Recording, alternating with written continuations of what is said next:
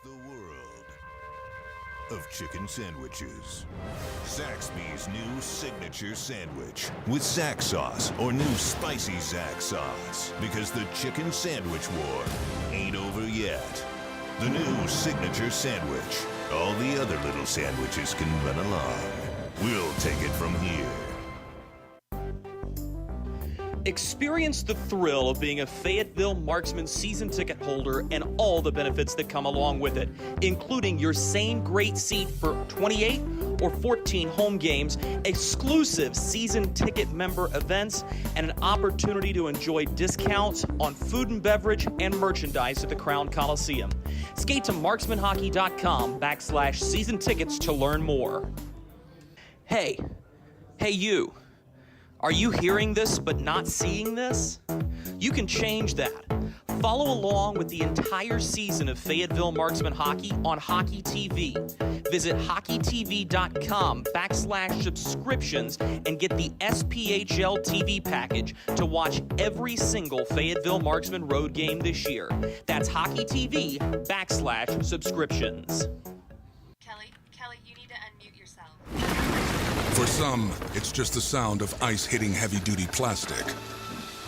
But for us, it's the signal calling us back to the light. And to Greg's house, because he just got a new grill.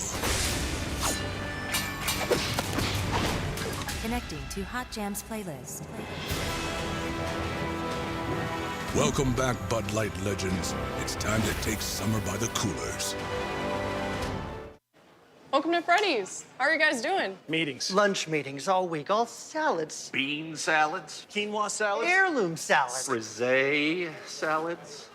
Sometimes a guy needs a Freddy's Original Double, Chicago Dog, and a Turtle Sundae. Make that 2, please. 3. Absolutely. If we're gonna be bad, it better be good. Being bad never tasted this good. Freddy's, the experience that puts a smile on your face and the taste that brings you back.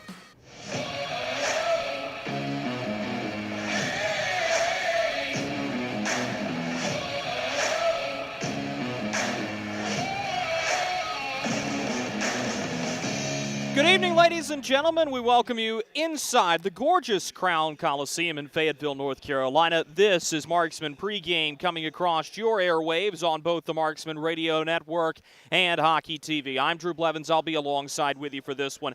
Big games this weekend for the Fayetteville Marksmen, an opportunity to gain a couple of more wins and certainly tighten up that chase for the ever-coveted 4th position in the SPHL. Tonight's opponent, and tomorrow's opponent for that matter, will be one known all too well to Marksman fans. The final 2 meetings this season between the Fayetteville Marksmen and the Macon Mayhem. This has been an interesting series to follow all year long.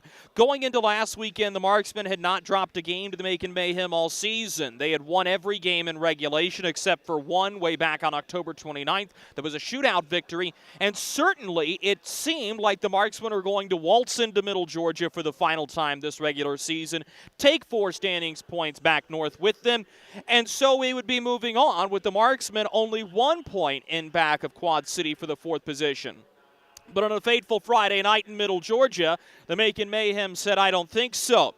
It was the stars that shone the brightest for the Macon Mayhem, with Brendan Hussey, who was recently waived, scoring, along with Scott Coash, to make it a 3-2 victory for the Macon Mayhem. Coash's goal did not come without a little controversy, and it's still difficult to tell whether or not that puck went off the back bar and came shooting back out, or whether it ricocheted off the crossbar. Of course, the goal was called good on the ice. It was a goal that stood after review with the goal judge, and the Marksmen found themselves in a hole that they could not dig out of, suffering their first regulation loss to the Macon Mayhem since March 2nd, 2019. But time to kick off a new streak. Taylor Best scored a hat trick in the win on Saturday night for the Fayetteville Marksmen, who have now taken 12 of their 13 meetings over the Macon Mayhem this season. Corey Melkert did not mince words, though, earlier today, as he had plenty of comments to share about the way he thought his team played. You'll hear from him right after this. This is Marksman Hockey. Something big is coming. Something so big, it'll change the world. of chicken sandwiches.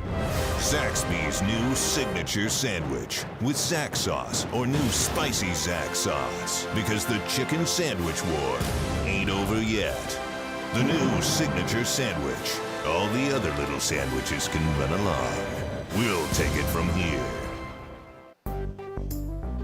Experience the thrill of being a Fayetteville Marksmen season ticket holder and all the benefits that come along with it, including your same great seat for 28 or 14 home games, exclusive season ticket member events, and an opportunity to enjoy discounts on food and beverage and merchandise at the Crown Coliseum.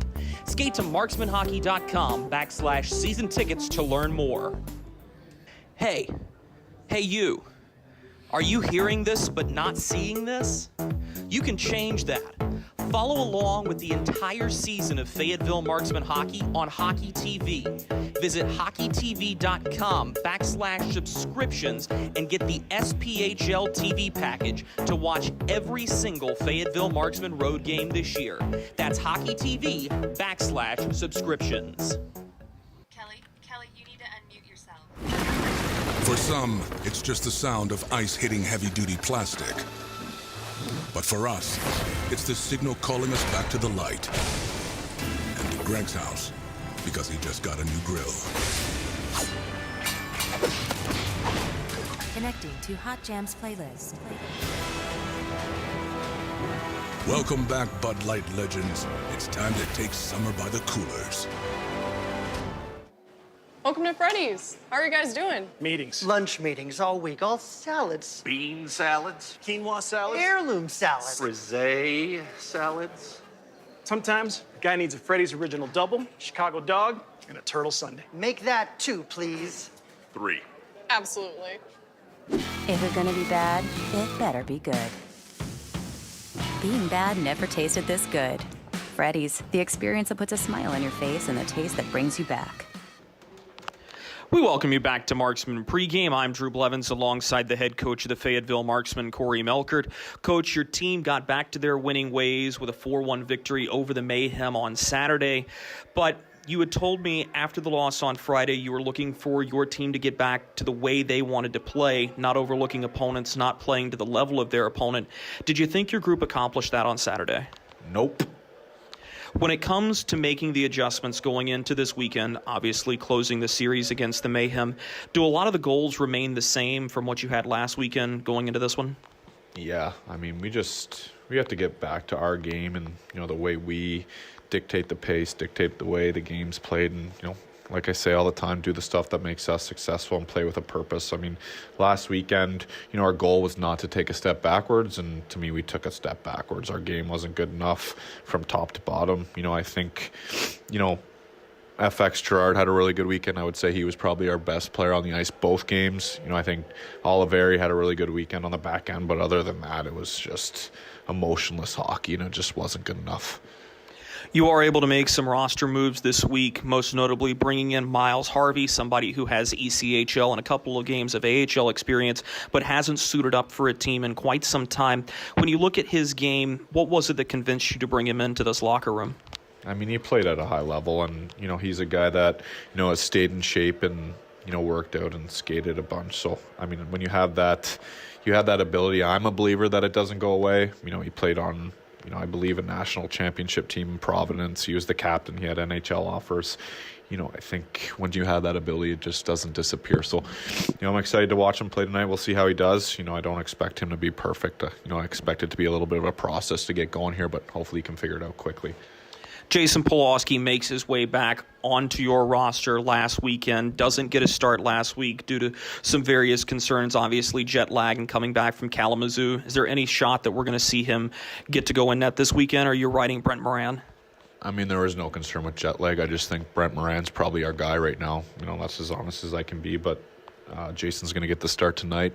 To me, we have, in my opinion, probably the 2 best goalies in the SPHL. So obviously a good problem to have. I think Brent's earned the opportunity to be the starter, but, Jason's going to get an opportunity tonight and then kind of take it from there.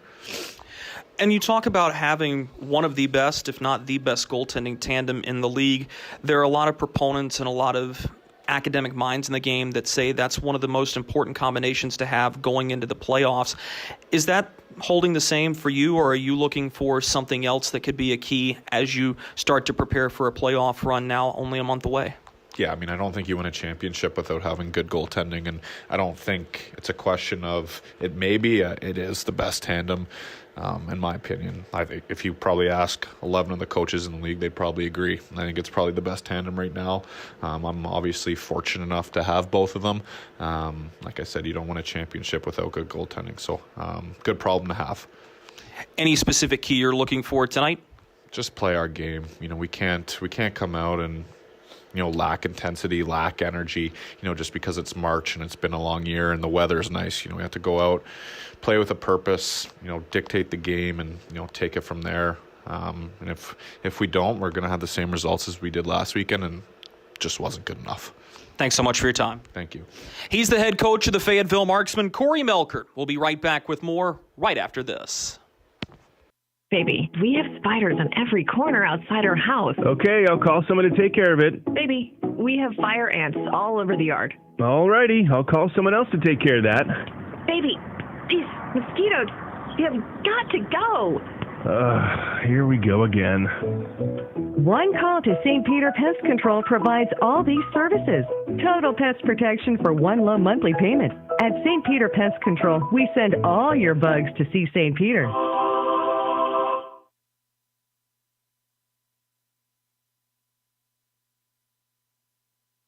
At Carolina's Dentists and Spring Lake Oral Surgery, we believe in creating a positively different experience. We are proud to serve Eastern North Carolina, including Fayetteville, Spring Lake, and Raeford. We use the best in dental technique and technology to make Carolina's Dentist your one-stop shop for quality dental care and oral care. Book your appointment today to come experience the Carolina's Dentist difference. We've showed you fire. We've showed you heat. And now, we'll tell you what it all means. For the first time in team history, we'll rebrand for one night only, giving a nod to a cultural icon that has blazed trails and scorched taste buds. The only question left, do you fear the Reaper?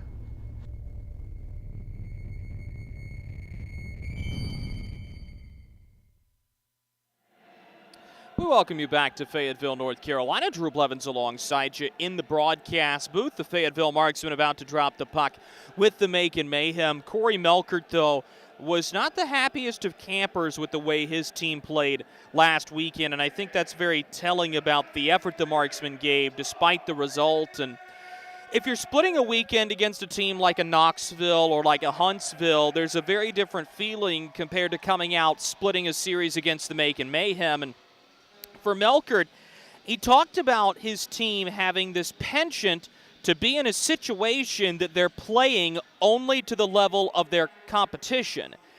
And whether that be high or low, it doesn't really matter. The problem is the Marksmen are going through a crisis right now where they're unable to go out and take care of business against all opponents, and that's something that they can get fixed up this weekend. You're always hesitant to use the term get right weekend because, as Melkert talked about last weekend, on any given night, one team can beat another. It's about the Marksmen, though, right now, and finding a way to consistently play hockey. Let's go ahead and have a look at tonight's lineup. We'll start things off with the visiting Macon Mayhem. Out of the lineup tonight is Dakota Ulmer alongside of Jamie Dorsey, who will be extras this evening. Ulmer, I thought, played really good hockey throughout the course of both games last weekend. I thought he was an impact for good, and I thought he created some really good opportunities for Macon. Even in Saturday's game where it didn't seem like there was a lot going on, Ulmer was a big engine guy that I thought was somebody that was creating opportunities, and I thought that was a really good part of his hockey game. Meanwhile, for the Fayetteville Marksmen, the only extra out of the lineup is Alex Sereno. Sereno has been playing in that 10th forward position. It's been difficult for him to mesh with a line and find what spot he's going to be in, but he's been fantastic when he's been able to key into slots where other forwards haven't been able to go to. Right now, it seems like that Sereno is going to be the Brian Moore insurance plan, as Moore will key back into the lineup. This evening, Tommy Biesinger is also back to his top line role with the Marksmen this evening. Starting goaltenders tonight, it'll be Jason Polowski getting his first start in net for the Fayetteville Marksmen since December. Polowski has 12 wins on the season in the SPHL and also racked up his first ECHL win with the Kalamazoo Wings earlier this winter. Meanwhile, Michael Stiliadis, who does not have a win registered against the Fayetteville Marksmen this season, will get the nod in net for the Macon Mayhem. This has always been interesting to me. You understand Greg Hussey's role and you know what he's going to mean to your organization, but he's the only goaltender who's been able to come away with 2 points this season against the Marksmen for the Macon Mayhem. And ever since his win, head coach Zach Desjardins has not turned back to him, which has been a particularly interesting thing to follow. Folks, we're going to step aside for one more commercial break. Coming back from it, we'll give you our keys to victory. This is Marksman Hockey. Something big is coming. Something so big, it'll change the world of chicken sandwiches. Zaxby's new signature sandwich with Zax sauce or new spicy Zax sauce. Because the chicken sandwich war ain't over yet. The new signature sandwich. All the other little sandwiches can run along. We'll take it from here.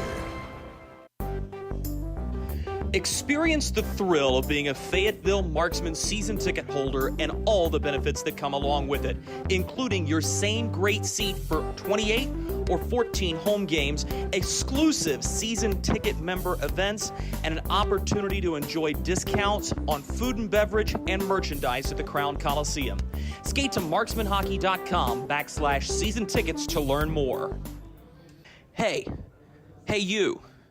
Are you hearing this but not seeing this? You can change that. Follow along with the entire season of Fayetteville Marksmen Hockey on Hockey TV.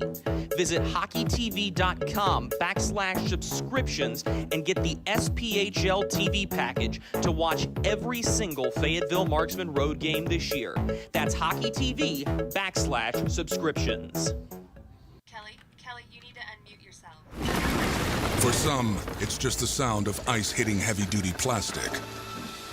But for us, it's the signal calling us back to the light. And to Greg's house, because he just got a new grill. Connecting to Hot Jams playlist. Welcome back, Bud Light legends. It's time to take summer by the coolers. Welcome to Freddy's. How are you guys doing? Meetings. Lunch meetings all week, all salads. Bean salads. Quinoa salads. Heirloom salads. Frisee salads. Sometimes a guy needs a Freddy's Original Double, Chicago Dog, and a Turtle Sundae. Make that 2, please. 3. Absolutely. If you're gonna be bad, it better be good. Being bad never tasted this good. Freddy's, the experience that puts a smile on your face and the taste that brings you back. Baby, we have spiders on every corner outside our house. Okay, I'll call someone to take care of it. Baby, we have fire ants all over the yard. Alrighty, I'll call someone else to take care of that. Baby, these mosquitoes, you have got to go. Here we go again. One call to St. Peter Pest Control provides all these services. Total pest protection for one low monthly payment. At St. Peter Pest Control, we send all your bugs to see St. Peter.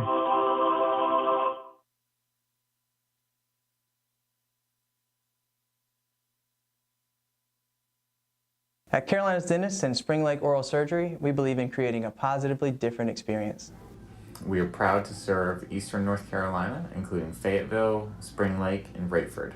We use the best in dental technique and technology to make Carolina's Dentist your one-stop shop for quality dental care and oral care. Book your appointment today to come experience the Carolina's Dentist difference. We've showed you fire. We've showed you heat. And now, we'll tell you what it all means. For the first time in team history, we'll rebrand for one night only, giving a nod to a cultural icon that has blazed trails and scorched taste buds. The only question left, do you fear the Reaper? For the final time during Marksman pregame, we welcome you back inside the broadcast booth here at the Crown Coliseum. Drew Blevins alongside you. The Fayetteville Marksmen about to take on the Macon Mayhem, and what has been a long-standing rivalry between these two franchises now about to renew itself. Let's go ahead and have a look at tonight's keys to victory. We'll start things off with the visiting Macon Mayhem, and I thought there was a really key point in the hockey game in their win on Friday that they leapt out to a good start. They scored first, and they never let the Marksmen back into the game. Granted, I didn't think Fayetteville played well at all on Friday, and Corey Melkert said so much himself in his pregame comments. However, I think that's a critical point of attack for Macon here this evening. It's a fast start, and it's a start that doesn't let up as the game goes on. So you can frame that however you want to. Fast start, play the full 60 minutes. However you'd like to say it, you're well within your right to say so long as you're talking about avoiding wheels fall off the wagon moments and getting out to a lead that will not go away. That's going to be a critical part of the contest. Meanwhile, the other thing for Macon, and I think this is one that we talked about last weekend and one that bears worth mentioning again. This is not a Fayetteville team that likes to be knocked around. This is not a Fayetteville team that responds well to being played against in a heavy fashion. There are physical weapons on this Macon group, and I think that's going to be something important to keep an eye on tonight. Macon wants to be the physical team. They want to take it to their opponent here this evening. For the Fayetteville Marksmen, Corey Melkert said it, it's about getting back to your game. It's about playing Fayetteville Marksmen hockey and doing so in a meaningful fashion, going out and rolling all of your lines, going out and executing the game the way you wish to execute it. I think that's something to keep an eye on if the Marksmen are able to do, because historically against Macon it hasn't happened. And the other thing recently, the Marksmen have to be the team to win the special teams battle. They went 2 for 3 in the power play in their win. They didn't allow a power play goal in their win, but in their loss, they went 0 for 4 on the power play, and they gave up a power play goal. And that's been a trend for the Marksmen. Being better on special teams will be important tonight. Folks, that'll do it for us here during Marksman pregame. Puck drop between the Mayhem and the Marksmen. It's next. Something big is coming.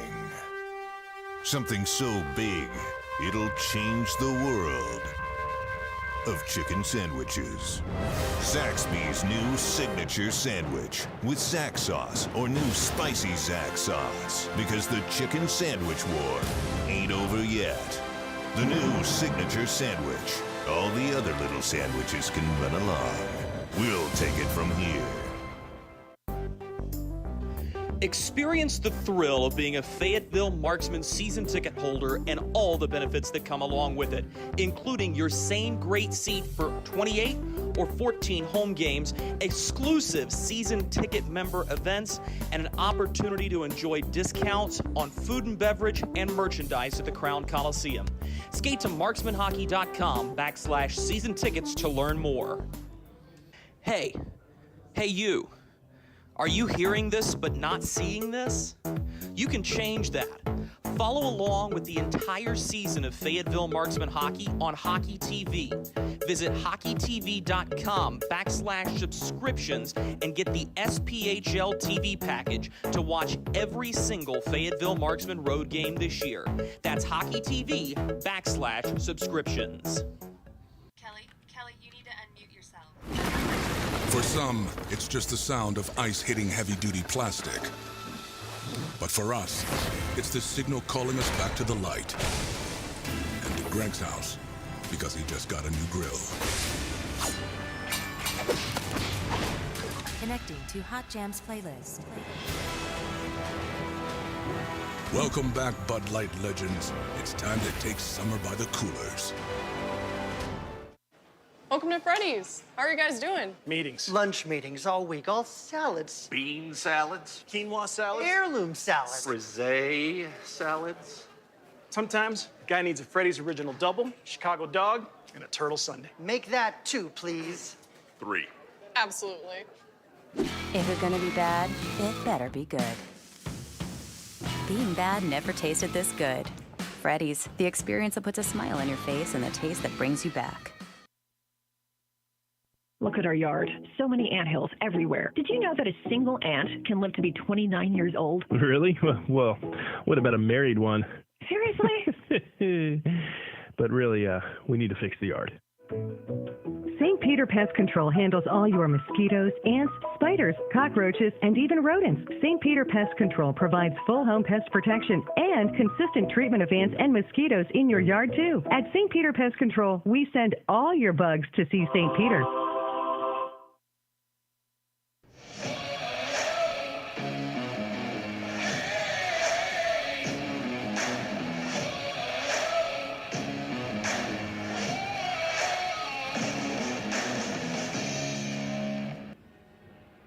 Good evening, ladies and gentlemen. We welcome you inside the broadcast booth of the Crown Coliseum. Drew Blevins alongside you. As tonight, the Fayetteville Marksmen will take on an old rival, the Macon Mayhem, in meeting number 14 of 15 between the two teams this season. This is going to be a really fun hockey game once again, as it has treated us all year long to good matchups.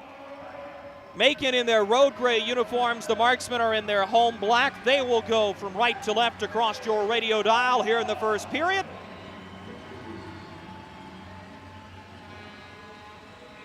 As we're rocking and ready to go on First Responder Appreciation Night here in Fayetteville. Sit back, relax, and enjoy this one as this puck will dribble in onto Michael Stiliadis, and he'll melt the puck. Starting goaltenders tonight for the Macon Mayhem, it's Stiliadis, who has 4 wins to his name this season, a 4.60 goals against average and an .867 save percentage.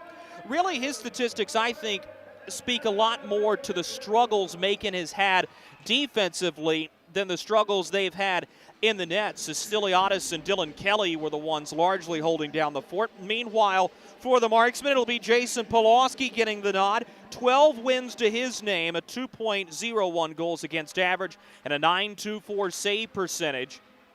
Brent Moran gets a well-deserved evening off as Polowski makes his first start in a Marksman uniform since December of 2021. Skated ahead here by McNair, who will backhand to the near side boards. And this will be dropped back through neutral ice as the Marksmen have to reset. A little bit of a new look for the Marksmen as Tanner Fraze is keyed in on this line. And Corey Melkert has been known to jostle his lines here over the past couple of weeks, of course. Playoffs looming around the corner in a little bit more than a month. And we'll get a good look at what Fayetteville brings to the table. This is Brian Moore, who slid the puck into the goal crease. This one's taken away by the Macon defense, and Devin Brink will find Taylor Cutting. He'll bounce it off the far side boards and all the way out.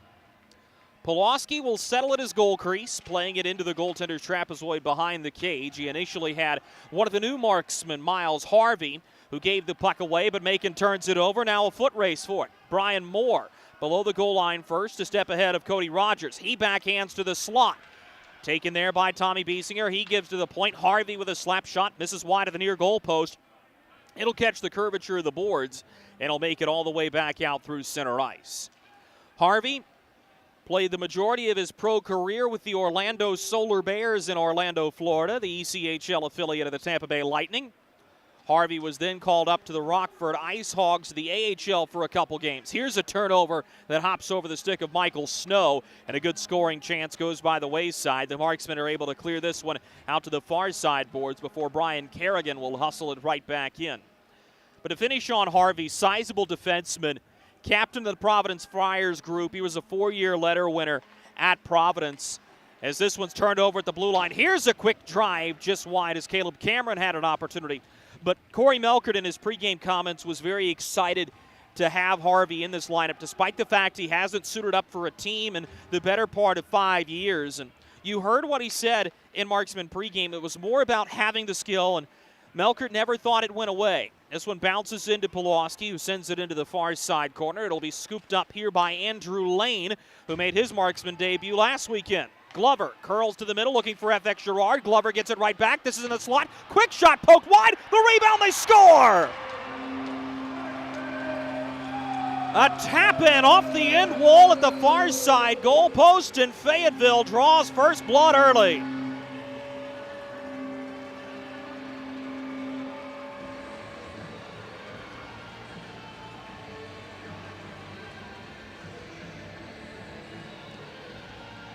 There's such thing as a good miss. That was it. Bounced off the end boards, popped right back to the far side goal post. And the Marksmen make no mistake on the finish. That's going to be Glover's goal, I believe. And it comes less than 3 minutes into the contest. And if that stands as Glover's goal, it'll be his 14th of the season. And Drake Glover enjoying what I would characterize as a breakout year. Somebody who came to the Marksmen the last time they were playing hockey. Excuse me, rather. This is going to be Brian Moore's goal. 12, not 18. Taylor Best will have an assist on it. He was the one with the quality miss, and FX Girard was the trailer there. So that is Moore from Best and FX Girard, and you'll have to pardon me, 12, 19, and 18 all look really similar from up here in these uniforms. At the near side boards, the Marksmen will just try to fling this one out. Instead, it bounces to the end wall. Marksmen are all over it there as Hunt lays a body check on his man. That knocks the puck free. This will be carried ahead by the Marksmen in the form of FX Girard. Tried to dump it into the attacking zone and instead flings it into the Marksman bench and out of play.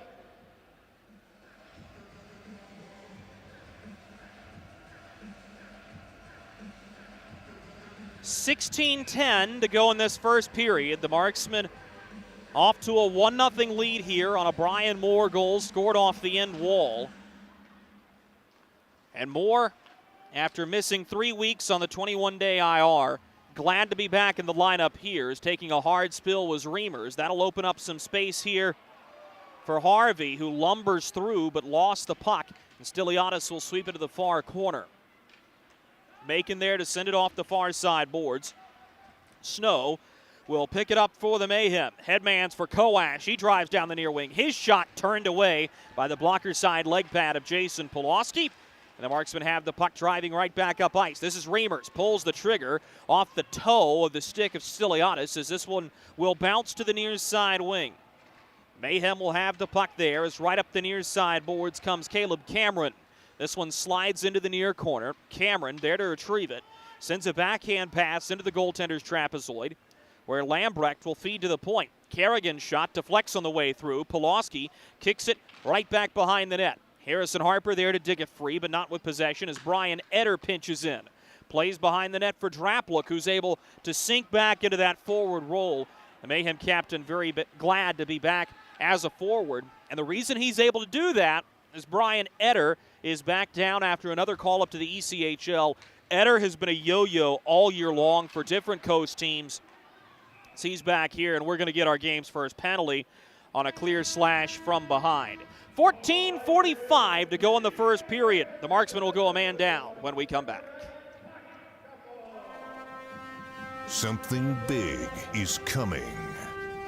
Something so big, it'll change the world of chicken sandwiches.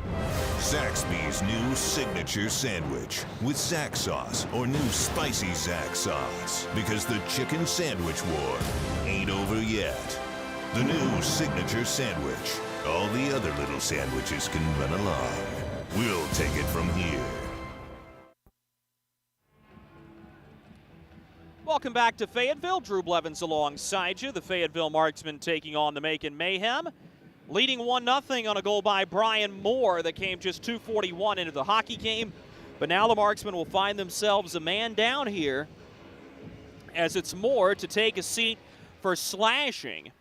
So the Marksman penalty kill will go to work. They're operating at 82.5% this season. That's good for 7th in the SPHL. It has not fared particularly well against the Macon Mayhem, who have 7 power play goals against the Marksmen this season. Rogers fans on the shot here, and the Marksmen will get this one out down the near boards. Rogers will play it off the end wall. This will be scooped up by Macon's Devin Brink, who has to curl it back for Rogers. He's into the attacking zone, nearly offside, has to regroup as he lost the puck at the attacking blue line. Devin Brink backhands it up the near wall. Jarrett Cups right there, and he'll hammer it down the length of the rink. Behind the net, Stiliadis will have a quick glance behind him. This pass goes off the far boards and is intercepted at the red line. The Marksman will dump it in off the far side half wall again. Stiliadis will play it right back behind the net. Peering ahead is Lambrecht. He'll feed to the far boards and get it right back. Zach Lambrecht, acquired from Knoxville early in the season, has been welcome relief for an offensive group that struggled. Here's Draplik. Backhands to the far side wing, and the Mayhem will set things up. Etter to the top of the far circle to Koash. Called for it, had it right back off of his forehand, and the Mayhem will have to regroup at center. Carried in by Cameron, who will drive to the near side corner boards. Fires a quick wrist shot. Polowski says no. The rebound in the slot, and the Marksman will roll this one all the way out. Matt McNair, who at points this season has been called the Marksman best penalty killer, chasing here. Koash gets a step. Oliveri takes it away from him and plays it to the far side boards in his zone. Marksman with a good sweep of the stick are able to get this one out. Okay, so I was right. That goal will belong to Drake Glover, as that scoring change has just been announced, and I thought that was the case initially.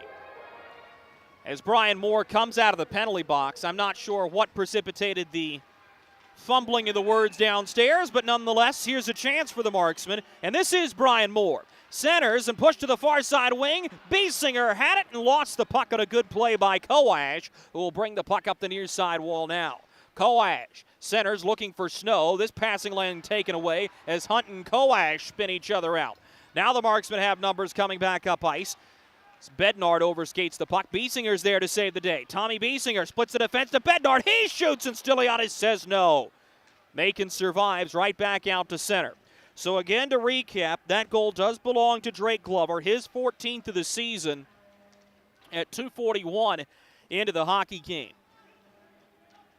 Just beyond 8 minutes into the contest now, with the Marksmen leading 1-0 on that Glover goal as this puck is played to the far side boards. Scooped up again by the Marksmen as it's driven in down the far wing.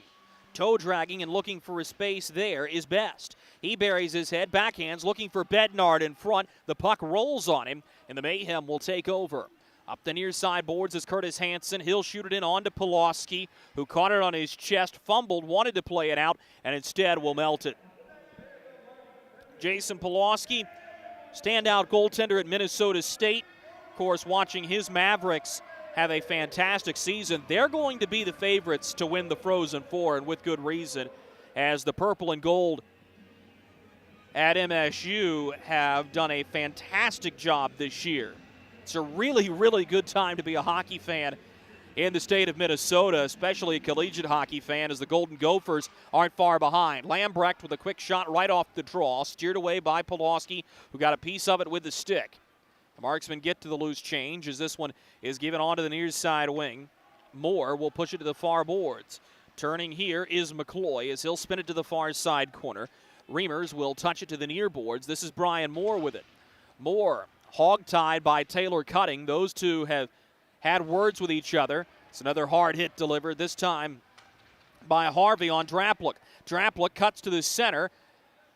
Just pushed a one-timer wide to the far side corner. Oliveri will backhand to Brian Moore on the near side boards. Moore looking up ice, lays it forward. Reimers has it. Zach Reimers against Joseph Draplik. Draplik has the puck. He'll steer on his forehand side to the far side boards. Hits Lambrecht there, and he'll pitch it all the way ahead for Chris Hunt. Hunt, the former Carolina Thunderbird, bodied up by Harrison Harper, coughs the puck up to Andrew Lane, and the Marksman will begin the breakout on the near half wall one more time.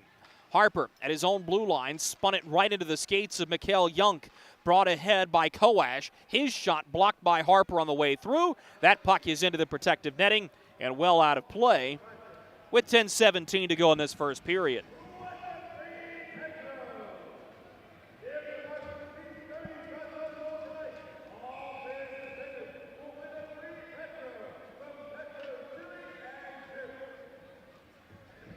So the face-off will be to the blocker side of Jason Polowski, as everyone will reset as the marksman backhanded up the near side wing.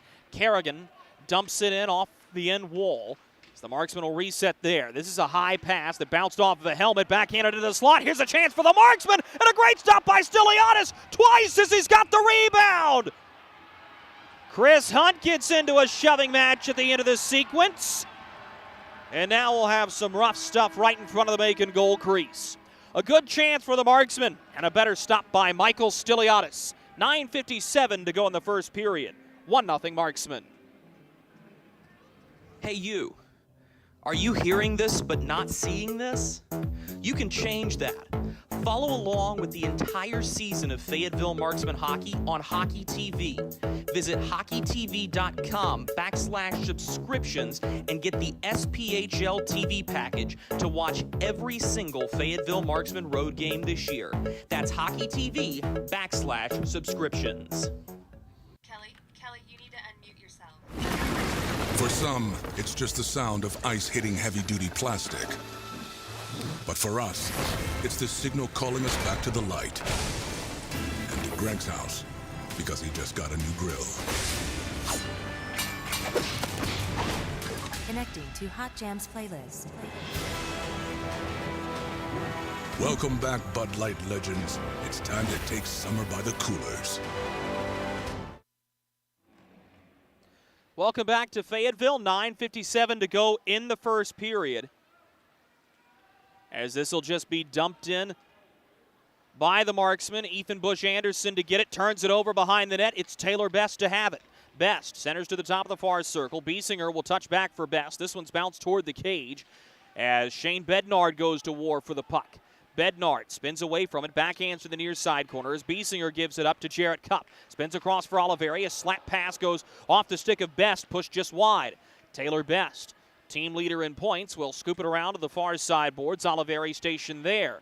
Gives initially to Cupp. A backdoor pass stretches too far for Biesinger, who has to collect it off the rebound off the boards. Biesinger gives to Oliveri, who will find Bednard. Back for Biesinger in the slot. He dekes on his backhand. This one's sent up in the air. Caught by Nigel Slade. He'll play it down to his stick and will continue to go.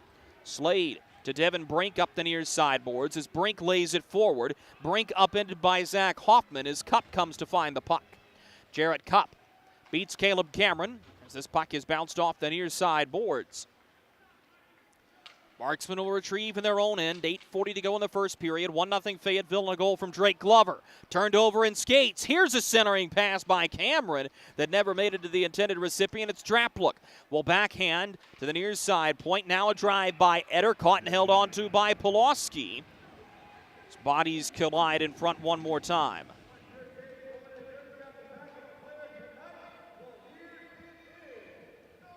$8:29 to go in the first period. 1-0 the score. The face-off will be to the glove side of Polowski.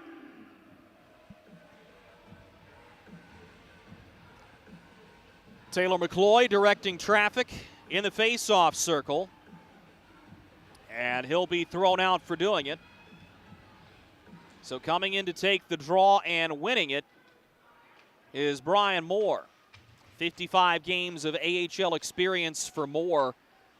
And the Charlotte native has been welcome relief for the Marksmen. Scored in every game he's suited up for Fayetteville except for 2. Behind the net, this is Taylor Cutting. Will sweep to the far side boards. This one takes a fortuitous bounce, and up the near wing comes Kovacs. Drives into attacking ice, but lost the puck crossing the blue line as he's escorted to the end wall by Miles Harvey. Marksman will break it out right up Broadway. Is driving here is Taylor Mccloy. He'll dump it in as Mccloy forces a turnover off Stiliadis. His centering pass is swept up by Macon, as that was Mikael Young to knock it free. Now a centering pass by the Marksman. This is Moore, gives up to the point. Fayetteville looking for a lane. Here's a drive. They score!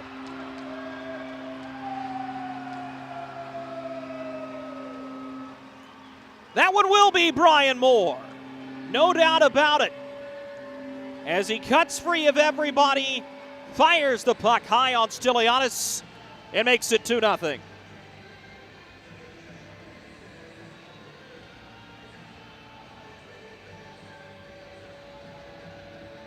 And that's the release of Brian Moore. And that's something that opponents around the SPHL are going to fear. And that's just a strong shot.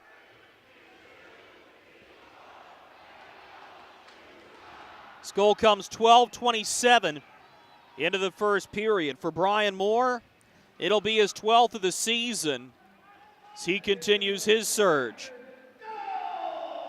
Dumped in by McNair as the Marksmen are right back on the attack. Hard shoulder delivered in the far side corner. Knocks the puck free as the Mayhem will have it on the near side half wall. Backhanded behind the net. Devin Brink was looking for it. It hits a stanchion and will bounce back up the near boards. Macon clears only to the red line. The Marksmen will take over there. Andrew Lane playing pitch and catch with Harrison Harper. To the far side boards. This pass rolls up the stick of Taylor Best and out of play with 6:50 remaining in this opening period.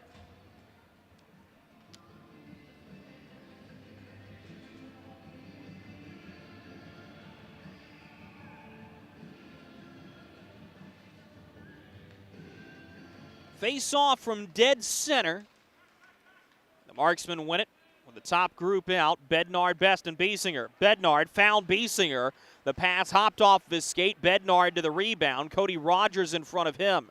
Rogers' pass to the far side boards misses everybody. And Jarrett Cupp twirls back into the Fayetteville zone to take it for the Marksmen. He'll find Bednard there. Bednard banks it off the back boards. Cupp sends it ahead to Best, who took a cold shoulder, but was able to get it to the red line, not before it's intercepted and thrown right back in by the Mayhem. Behind the net is Zach Hoffman.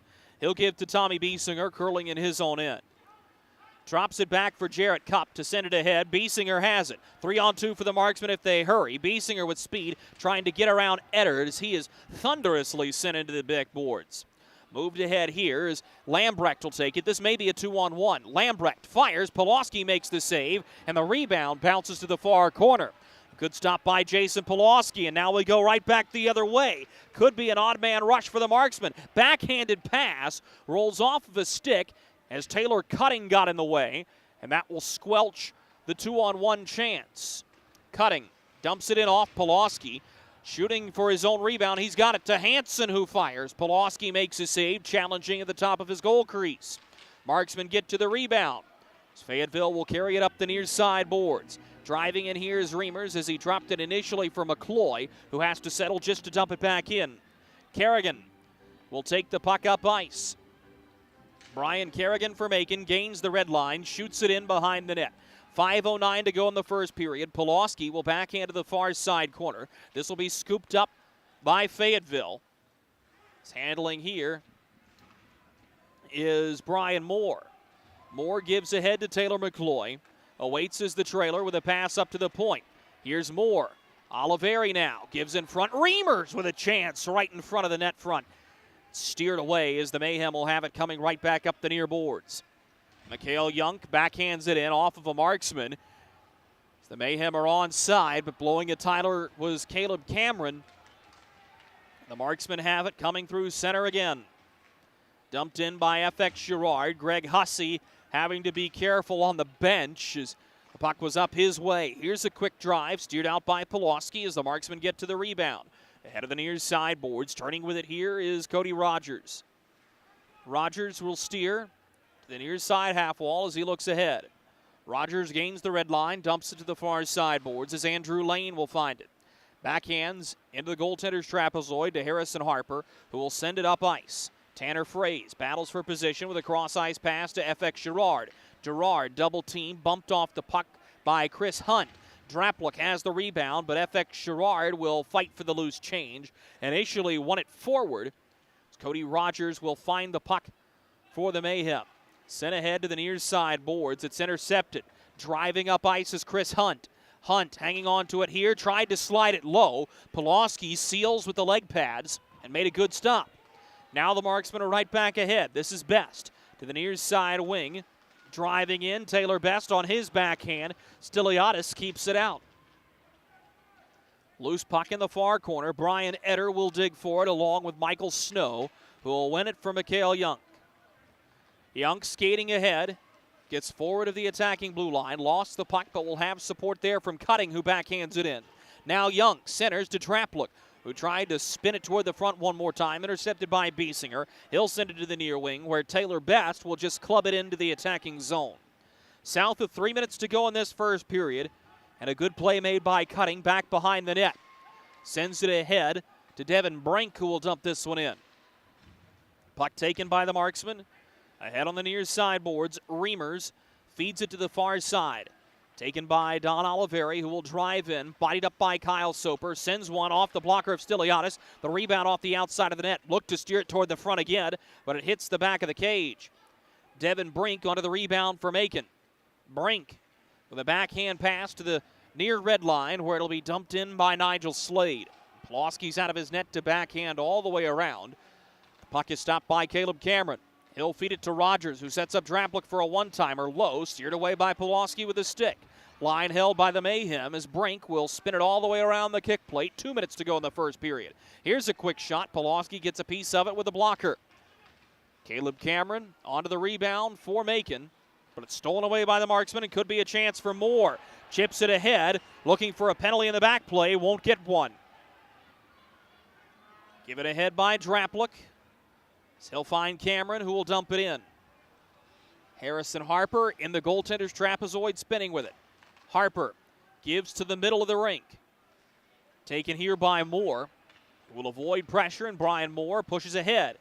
Sent to the near wing. This is Matt McNair. Flips it forward. Stiliadis wants a whistle, and he'll get one. 86 seconds to go in the first period. 2-0, Marksman lead. For some, it's just the sound of ice hitting heavy-duty plastic. But for us, it's the signal calling us back to the light. And to Greg's house, because he just got a new grill. Connecting to Hot Jams playlist. Welcome back, Bud Light legends. It's time to take summer by the coolers.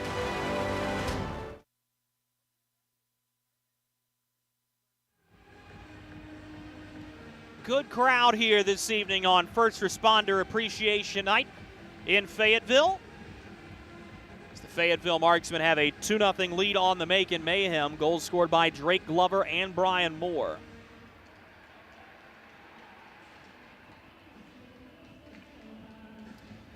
Face-off will be in the Marksman attacking end. To the blocker side of Michael Stiliadis. False start off the draw will send Drake Glover out of the circle. It's towing in. It'll be Matt McNair, who wins it to Glover. He'll push to the point for Jared Kopp.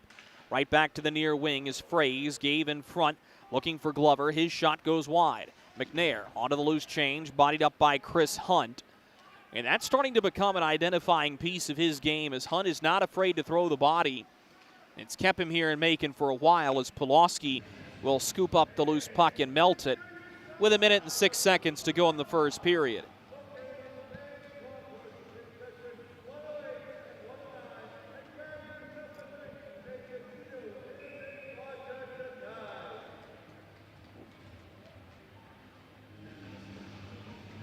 Face-off will be to the blocker side of Polowski. Won by the Mayhem as it's pushed to Brian Kerrigan at the near point. His shot misses well wide. Devin Brink picking up the loose change for Macon.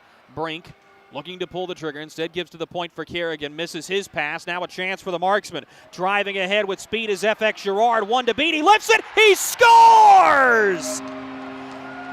Special FX! 3-0.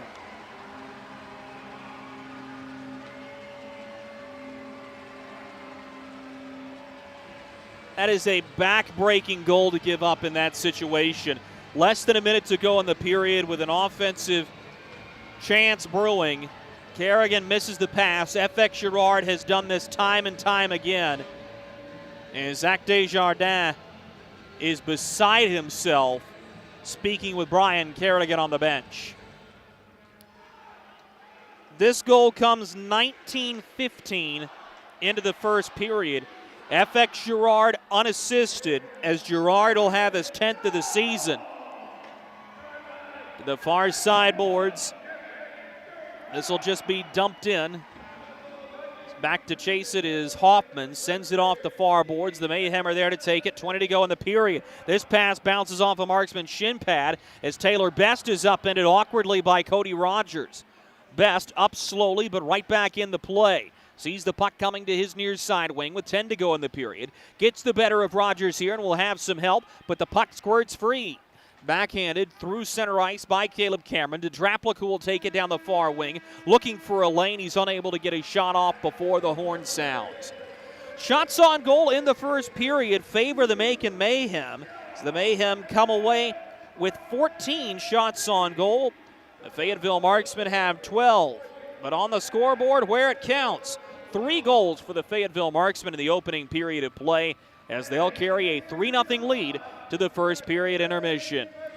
We'll be right back to recap that period for you after these messages. This is Marksman Hockey. Something big is coming.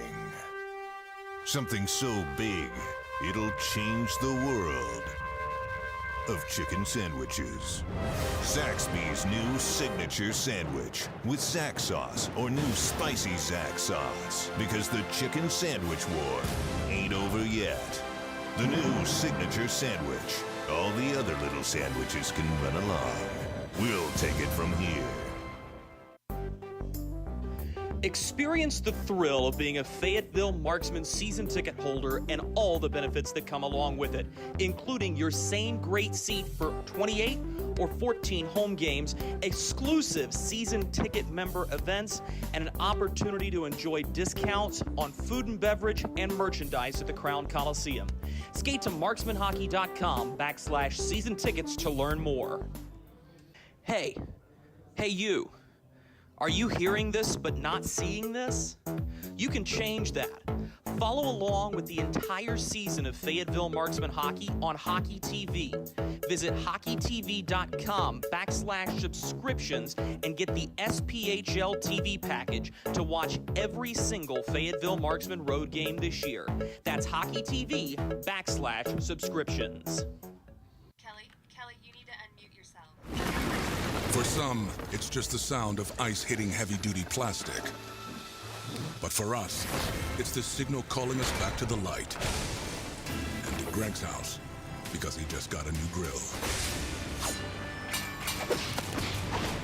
Connecting to Hot Jams playlist. Welcome back, Bud Light legends. It's time to take summer by the coolers. Welcome to Freddy's. How are you guys doing? Meetings. Lunch meetings all week, all salads. Bean salads. Quinoa salads. Heirloom salads. Frisee salads. Sometimes a guy needs a Freddy's Original Double, Chicago Dog, and a Turtle Sundae. Make that 2, please. 3. Absolutely. If you're gonna be bad, it better be good. Being bad never tasted this good. Freddy's, the experience that puts a smile on your face and the taste that brings you back.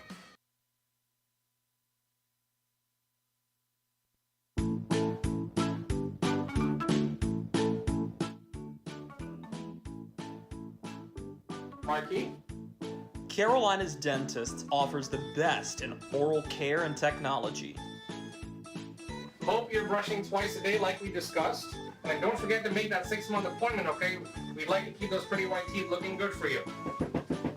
Come experience positively different dentistry at Carolina's Dentist, the official dentist of the Fayetteville Marksmen. Hey, it's Goldie from Good Morning Fayetteville for St. Peter Pest Control. They've been doing my pest control services all summer, and it's been wonderful not to have to deal with ants or mosquitoes the last few months. All that money I saved in calamine lotion. Ray and Preston St. Peter show up. They spray outside, but they also do in-home pest control. So if you have roaches or, dare I say, rodents, they'll take care of them as well, because the last thing you need is unwanted visitors making a nest in your Christmas decorations up in the attic. Call St. Peter Pest Control. They send all your bugs and pests to see St. Peter. We've showed you fire. we've showed you heat. And now, we'll tell you what it all means. For the first time in team history, we'll rebrand for one night only, giving a nod to a cultural icon that has blazed trails and scorched taste buds. The only question left, do you fear the Reaper?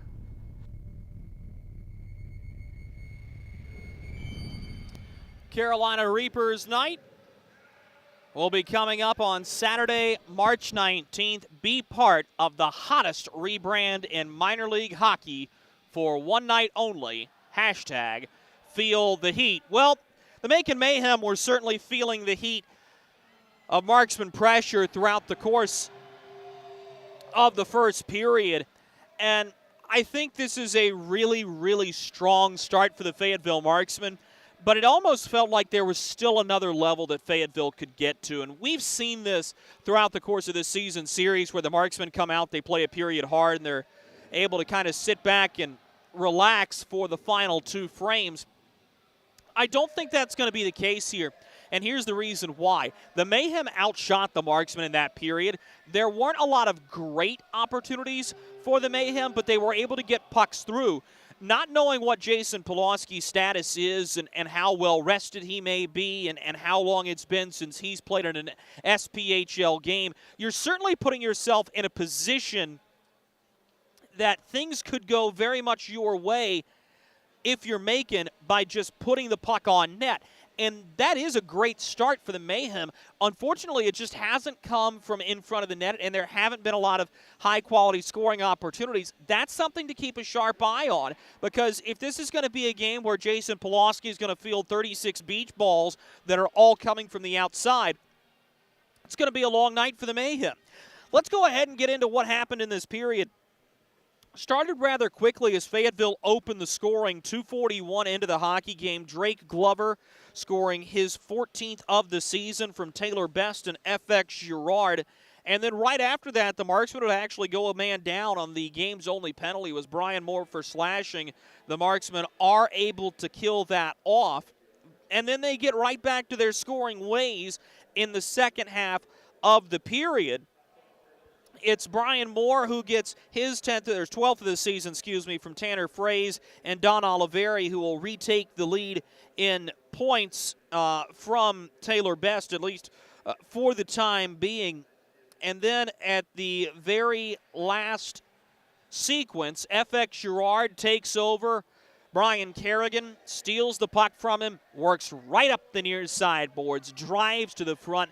He scores, and that makes it 3-0. And I think there's a big difference between going into that first period intermission where you're down 2 compared to down 3, because this is now a rather serious hole that Macon has to find a way to climb out of. And for Zach Desjardins, he was not happy with Brian Kerrigan for fumbling the puck there in the final minute, and certainly things did not get a whole lot better from that point forward. And I'll be interested to see what the response is for this Macon group down the stretch of this hockey game. Still 40 minutes left to go and a lot of hockey left to be played. But for the Fayetteville Marksmen, a really good start and one they're going to be able to build off of. Coming up after this break, we'll take you around the SPHL, talk about the standings and the playoff picture, with playoffs starting in just 5 weeks. This is Marksman Hockey. Look at our yard. So many anthills everywhere. Did you know that a single ant can live to be 29 years old? Really? Well, what about a married one? Seriously? But really, we need to fix the yard. St. Peter Pest Control handles all your mosquitoes, ants, spiders, cockroaches, and even rodents. St. Peter Pest Control provides full home pest protection and consistent treatment of ants and mosquitoes in your yard, too. At St. Peter Pest Control, we send all your bugs to see St. Peter.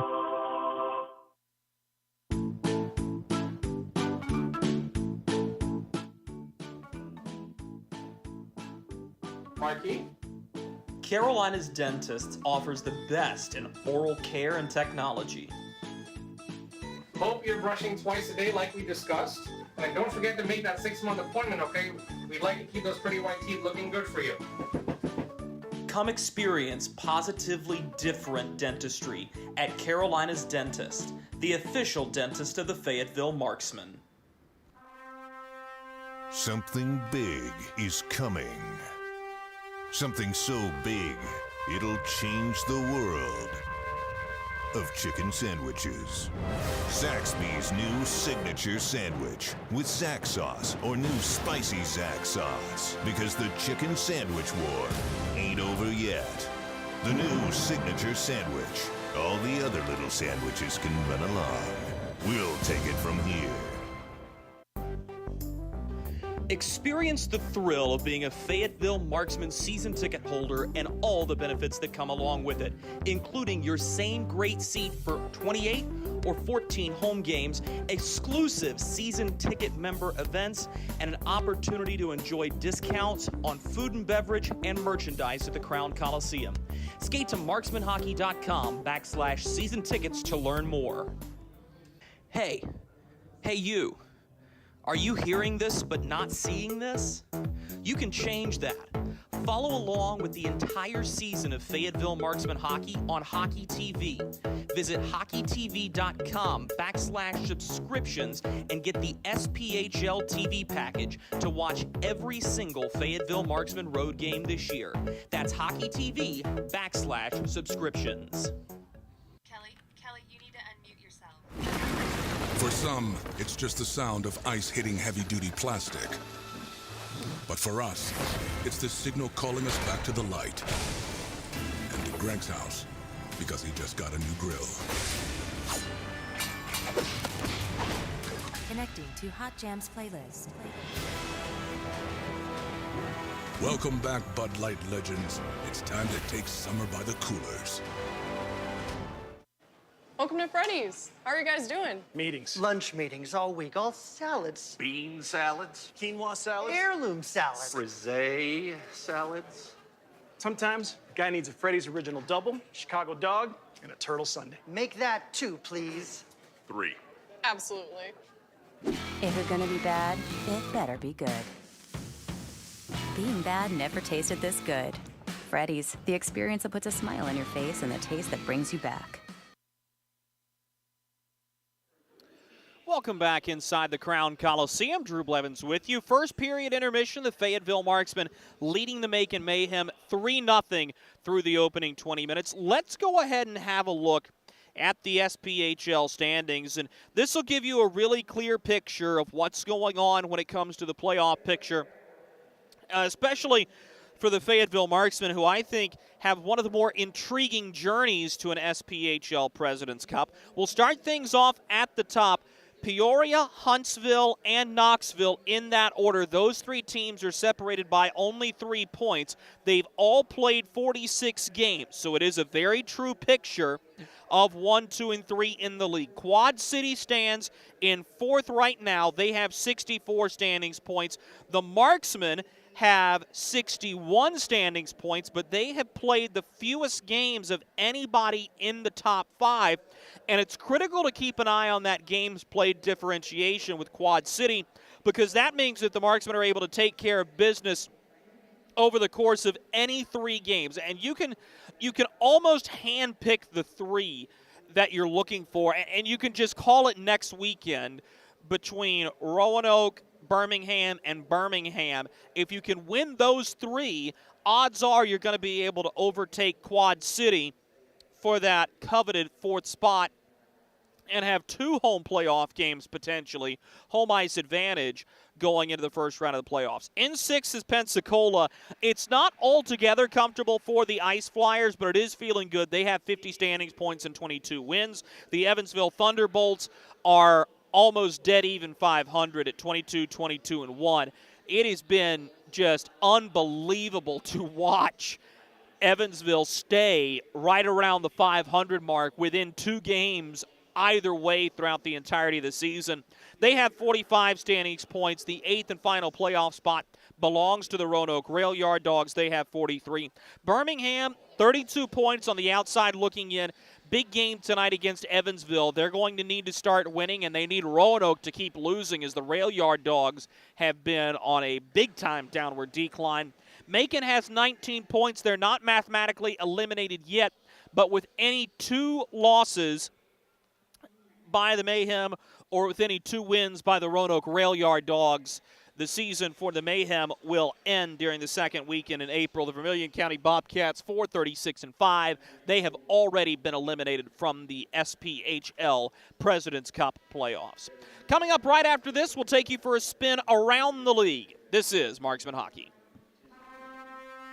Something big is coming. Something so big, it'll change the world of chicken sandwiches. Zaxby's new signature sandwich with Zax sauce or new spicy Zax sauce, because the chicken sandwich war ain't over yet. The new signature sandwich. All the other little sandwiches can run along. We'll take it from here. Experience the thrill of being a Fayetteville Marksmen season ticket holder and all the benefits that come along with it, including your same great seat for 28 or 14 home games, exclusive season ticket member events, and an opportunity to enjoy discounts on food and beverage and merchandise at the Crown Coliseum. Skate to marksmanhockey.com/season tickets to learn more. Hey you. Are you hearing this but not seeing this? You can change that. Follow along with the entire season of Fayetteville Marksmen hockey on Hockey TV. Visit hockeytv.com/subscriptions and get the SPHL TV package to watch every single Fayetteville Marksmen road game this year. That's hockeytv.com/subscriptions. Kelly, you need to unmute yourself. For some, it's just the sound of ice hitting heavy-duty plastic. But for us, it's the signal calling us back to the light. And to Greg's house, because he just got a new grill. Connecting to Hot Jams playlist. Welcome back, Bud Light legends. It's time to take summer by the coolers. Welcome to Freddy's. How are you guys doing? Meetings. Lunch meetings all week, all salads. Bean salads. Quinoa salads. Heirloom salads. Frisee salads. Sometimes a guy needs a Freddy's Original Double, Chicago Dog, and a Turtle Sundae. Make that 2, please. 3. Absolutely. If you're gonna be bad, it better be good. Being bad never tasted this good. Freddy's, the experience that puts a smile on your face and the taste that brings you back. For the final time during this first period intermission, let's bring you back into the broadcast booth, and let's go for a quick spin around the SPHL. Full slate of action tonight for everybody. Quad City is in Knoxville, and they have a 1-0 lead over the Ice Bears halfway through the first period, dropping the puck in mere moments. Birmingham will take on Evansville from Ford Center. Vermilion County will be in Huntsville tonight, and the nightcap this evening is Roanoke against Pensacola, as the Rail Yard Dogs just look to get back into the win column. Things have not come easily for them over their most difficult stretch of the season, but keep a close eye on that Quad City-Knoxville game, as certainly the Marksmen would love if both teams could lose, but unfortunately that's not really the way it works, and it doesn't do anybody any good if that game goes to overtime. Puck drop of period number 2 between the Marksmen and the Mayhem is next. We've showed you fire. We've showed you heat. And now, we'll tell you what it all means. For the first time in team history, we'll rebrand for one night only, giving a nod to a cultural icon that has blazed trails and scorched taste buds. The only question left, do you fear the Reaper?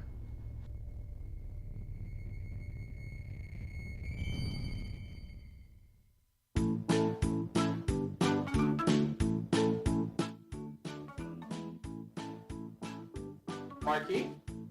Carolina's Dentist offers the best in oral care and technology. Hope you're brushing twice a day like we discussed. And don't forget to make that 6-month appointment, okay? We'd like to keep those pretty white teeth looking good for you. Come experience positively different dentistry at Carolina's Dentist, the official dentist of the Fayetteville Marksmen.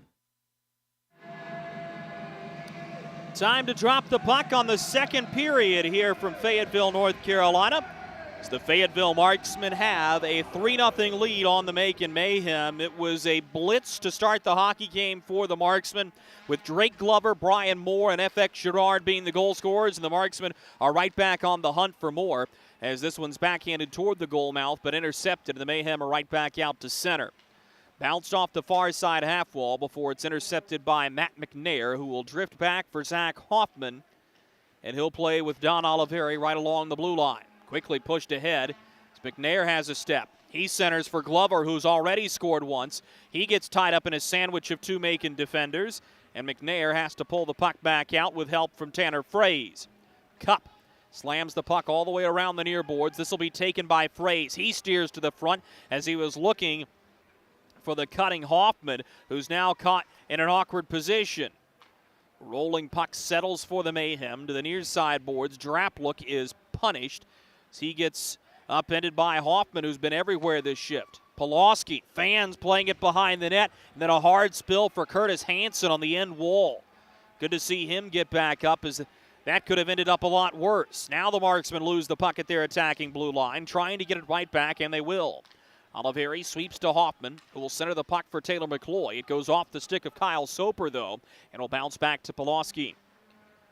Back to retrieve is Hoffman, who will send it to the far boards for Brian Moore. Chipped it ahead, looking for Zach Reimers, but it's dumped right back in by the Mayhem. They'll take it on the near side half wall. Snow centers. He was looking for Young, missed over his stick. Mccloy reaching out after the loose puck, backhands to center. Taylor cutting, shoots it in. Polowski plays it like a shortstop on a line drive, as we are prepared to welcome back Major League Baseball in a few weeks here. Marksman will start the breakout as Bednar drives. May have numbers here. He shoots. He scores! Bednar beats Stiliadis cleanly with a head fake and a quick release. It's 4-0.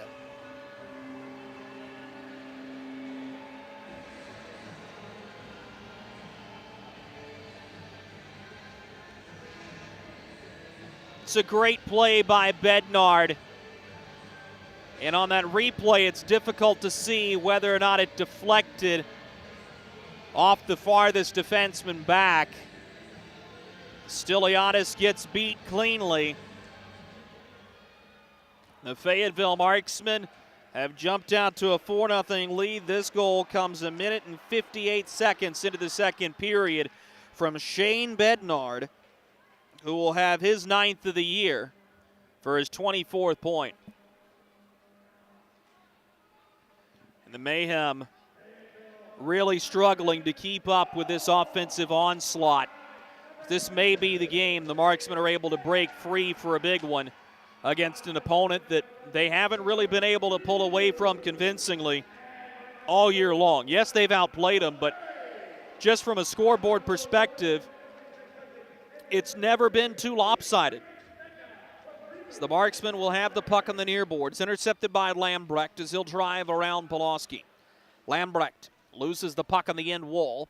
This puck is on edge. Michael Snow along with Zach Lambrecht digging after it. It's pulled free by the Marksmen and sent all the way down the length of the ice. This is going to be icing, as Oliveri wanted a penalty on the far side boards. He lost his stick but will get no call.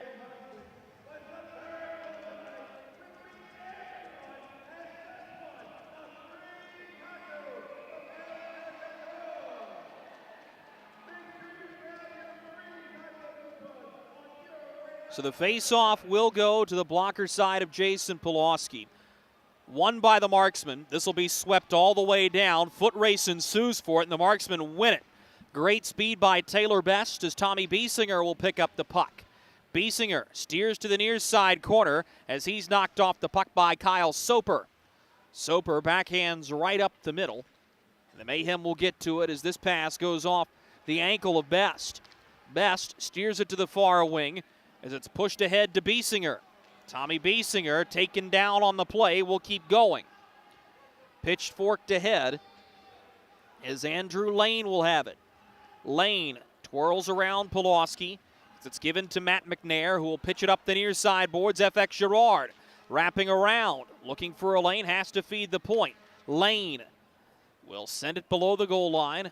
Good stick lift by Matt McNair as Andrew Lane will pick up the puck. Backhands to the far side boards. FX Girard will take it behind the net. Girard survives a couple of stick checks and sends it up to the near point.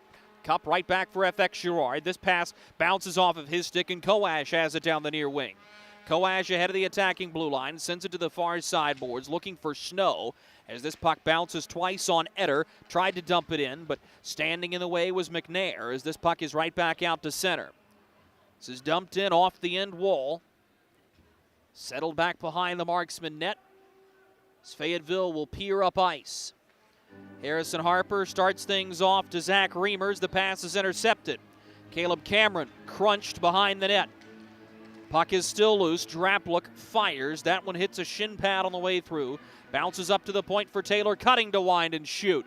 His shot is blocked on the way through, and the Marksmen get this one out up the near wall. Could be a chance for Fayetteville as driving in, bearing his head is Brian Moore. Bodied up by Brian Etter. Moore and Etter warring for the puck. Moore comes away with it. Shields and will give to Oliveri, who turns and fires. This is wide off the end boards. It'll be picked up by Oliveri. Steers it up to the point. Jarrett Cup bounces it off the far side boards. Cup will send it below the goal line as this puck will be picked up by Fayetteville. Draplook tied up on the play, but was able to win it forward to Lambrecht. Zach Lambrecht will dump it in. Bouncing puck in the near corner, taken by Hoffman, played gingerly to Jarrett Cup, who will give it up to his forward group. Here come the Marksmen. Driving ahead with it here is the defenseman Hoffman. He'll drop to Brian Moore. Moore has it in the slot, sends it in front, chipped on goal. Stiliadis says no, finds the rebound, and he'll cover the puck. 14-17 to go in the second period. 4-0, Marksmen have the lead. For some, it's just the sound of ice hitting heavy-duty plastic. But for us, it's the signal calling us back to the light. And to Greg's house, because he just got a new grill. Connecting to Hot Jams playlist. Welcome back, Bud Light legends. It's time to take summer by the coolers.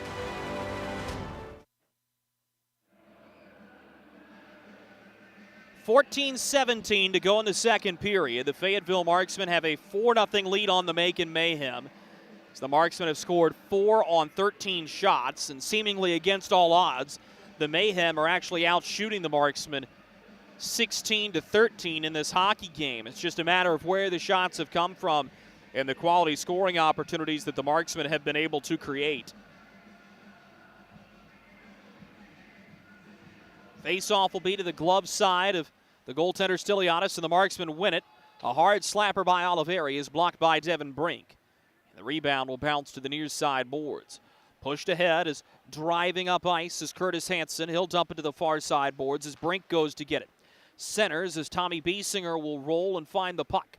Biesinger gives it to the far side boards. This pass is intercepted as Oliveri turns it over. Biesinger comes back. He's got it. Trying to push it up ice, but Ethan Bush Anderson is in the way. The Marksman will eventually get it there and dump it in.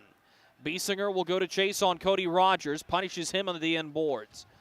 Puck is still picked up by the Mayhem, though, with good support as Nigel Slade, the former Marksman, sends it to the far boards. Young stood up at the blue line. This is going to be a penalty against Oliveri. It'll be for interference, and the Marksman will go a man down.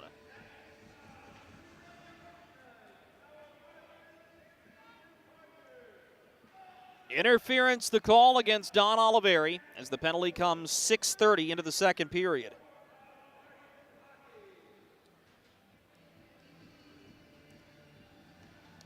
Marksmen go back onto the Freddy's penalty kill. You can visit Freddy's at their Ramsey Street location.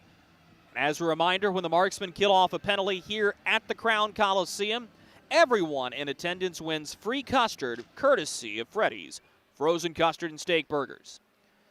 Marksmen have already hit that goal. As Draplook will tab the puck directly behind the net, has to send it to the far boards as they'll play pitch and catch on the far side half wall. Draplook to Curtis Hansen. Feeds it up to the far side point, swept to the near by Kyle Soper. Soper will grab it again, feeding to Nigel Slade and calling for it right back. Soper quarterbacking, found Cameron, right back for Kyle Soper. Backhands into space. Slade having to chase for it. Came stick to stick with a couple of marksmen. As Fayetteville will get to the puck, they're unable to clear. Caleb Cameron lost the puck now, a breakaway chance. Matt McNair shorthanded to the races. Here he goes, lost the puck in his backhand. That puck took a very awkward hop on McNair, and it was nearly 5-0. Here's Soper, centers off the stick of Don Oliveri. Curtis Hanson is there to get it. Gives to Cody Rogers, who whines, thinking of a shot. Rogers instead will feed to the far side boards for Hanson, who gives to Soper, back up to the point. This is Rogers. His shot hits the crossbar and bounces to the far corner. Caleb Cameron onto the loose change. Slade will hold the puck here, it's Rogers. Cody Rogers winds and gives up to the point. This is Nigel Slade now. He'll backhand into the far corner for Curtis Hanson. Hanson gives a backdoor pass as it's deflected up and out of play off of a marksman's stick with just 29 seconds to go in the man advantage for the Macon Mayhem.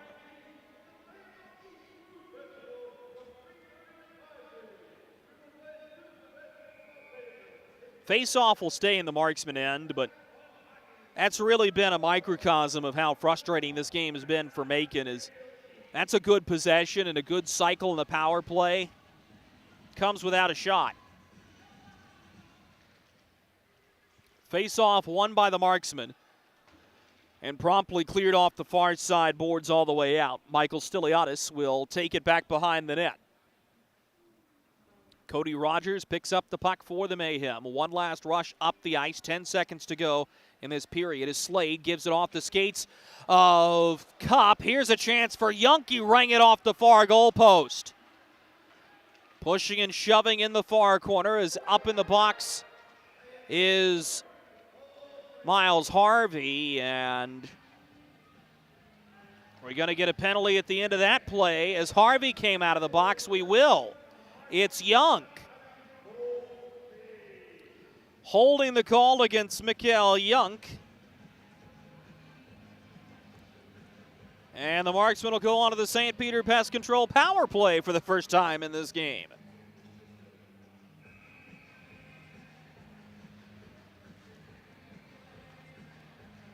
So the face-off will go to the blocker side of Michael Stiliadis. It's one directly up to the point for Don Oliveri to set things up. St. Peter Pest Control provides year-round pest control solutions. Send all your bugs to see St. Peter. Bednard gives across to Biesinger, who will feed it up to the point. Oliveri winds and fires. Stiliadis will find it through the traffic, catch and hold.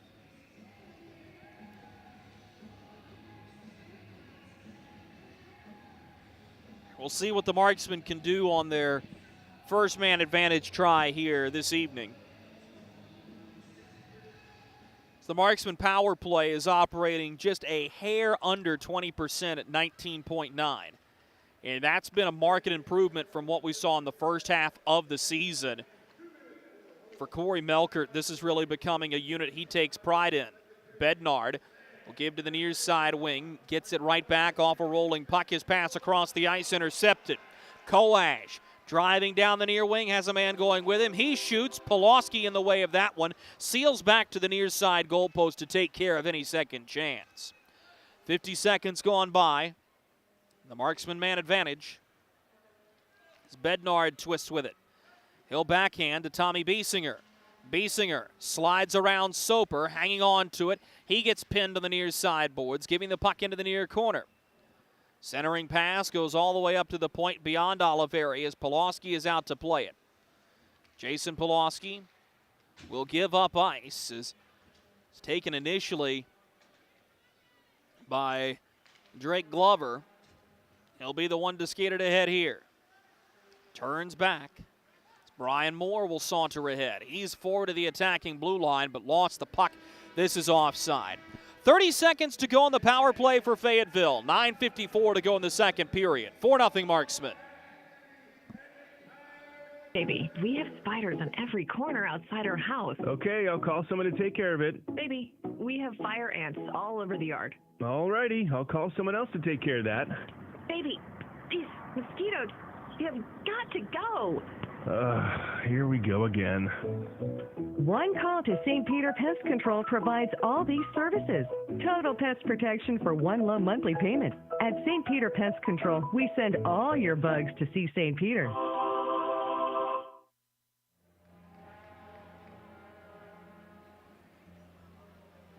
Just beyond the halfway point in this hockey game. 9:54 to go in the second period, and the Fayetteville Marksmen dismantling the Macon Mayhem. 4-0 the score.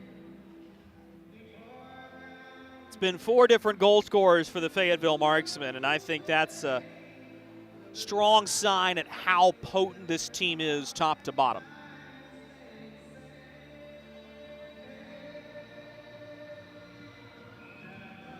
Shane Bednard will direct traffic from the far wing.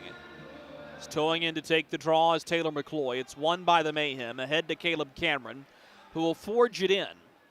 He's taking a quick look over the shoulder and a good shield here by Harvey, but we're going to get a whistle. This one's strange to me.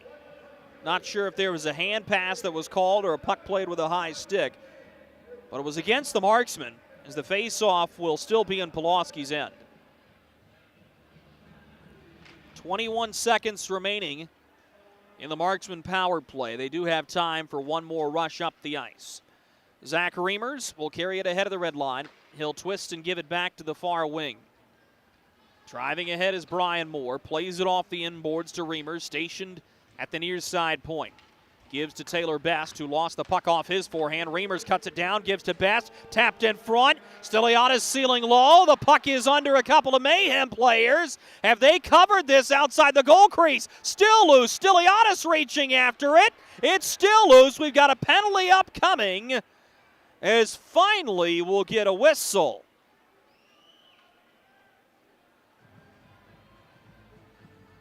Arm did go up. And the question is, was that puck covered by a hand outside the goal crease?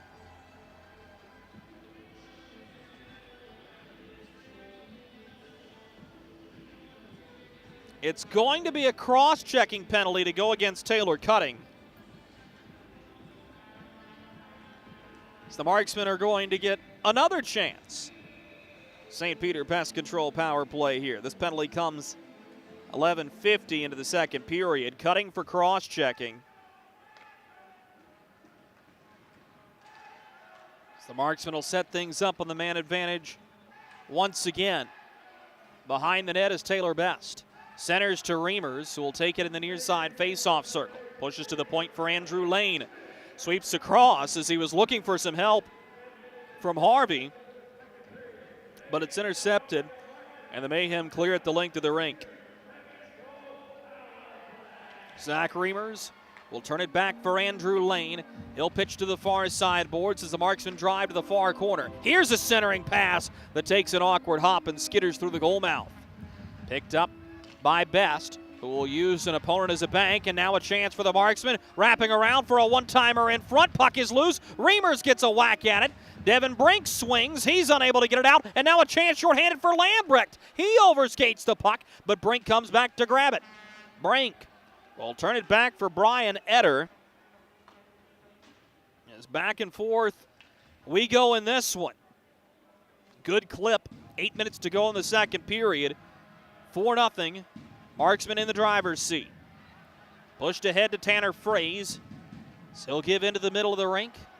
It's quickly going to be brought ahead before it's backhanded to Shane Bednard. Bednard to Biesinger. He fires. Big rebound. Shoveled just wide.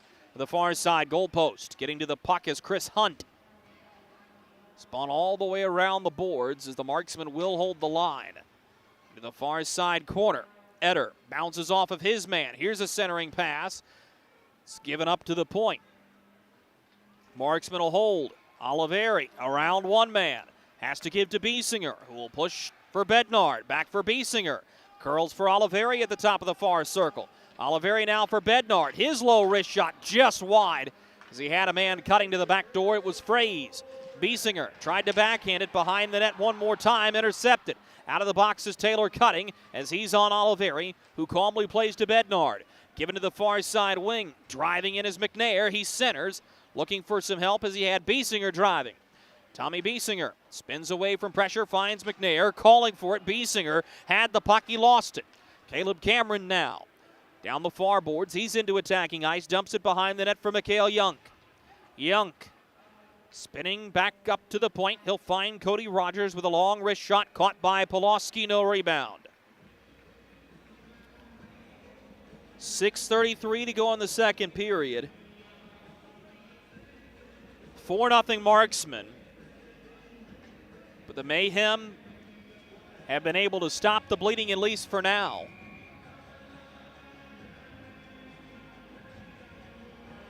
It was an onslaught in the opening frame.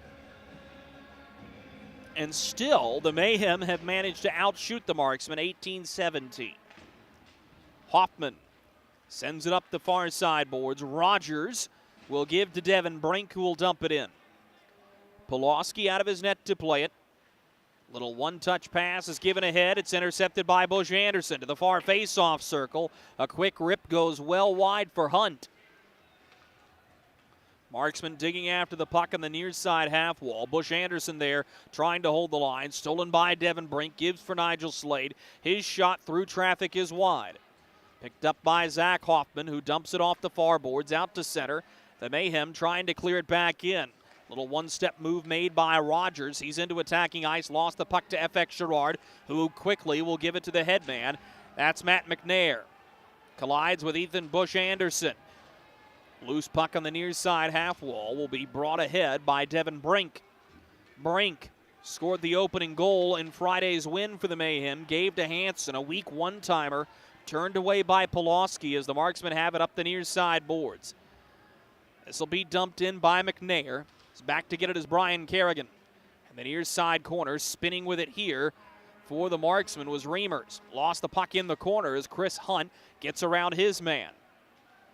Taken up ice by the Mayhem. They gain the red line and shoot it in below the goal line. Michael Snow collides for the puck.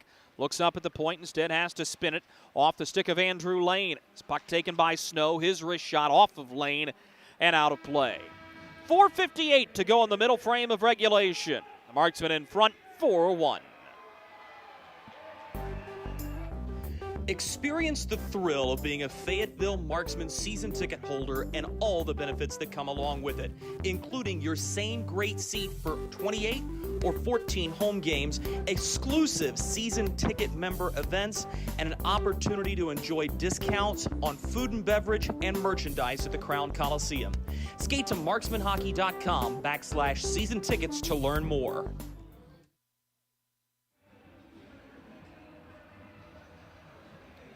4:58 remaining in the second period of this one. Fayetteville Marksmen have a 4-0 lead on the Macon Mayhem. What has been a game that seen a very quick start. And the Marksmen, I think, did a really nice job of taking away that Macon will to win early. But the Mayhem, much to their credit, have had a little bit of pushback as we go down the stretch in this hockey game. And it's a long way to go with a 4-goal deficit, but we've seen crazier. Face off to the blocker side of Jason Polowski. It's won by the Mayhem as they tried to hold the line down the near boards. They're unsuccessful. Harrison Harper gives it ahead as pushing forward is Mccloy. Gets help from Brian Moore, who turns with a puck here and spins it toward Mccloy, who is behind the net. This puck is tied up in the paraphernalia of Cody Rogers, who paused for a moment and made everybody think the puck had gone out of play. He just spins it into space, and Andrew Lane will track it down. Lane out of Aurora University dumps it in for the Marksmen with Cody Rogers back to chase. Pressured behind the net by Mccloy. Won the puck to Brian Moore, who now engages with Draplik. Draplik gets the better of Moore, spins away from pressure here, will backhand up to center as Caleb Cameron has it. Dumps it off the end wall. Lambrecht picks up the loose puck. Zach Lambrecht tied up from behind. He'll find it. Lambrecht to the far side faceoff circle. Now a centering pass goes wide of the stick of Nigel Slade. Into the near corner. This puck will be picked up by the Marksmen. We've got a delayed penalty. It's a high stick upcoming against Fayetteville. And a late period power play up next for the Macon Mayhem. Derek Boehm, the referee tonight, will tag Zach Reimers for high sticking.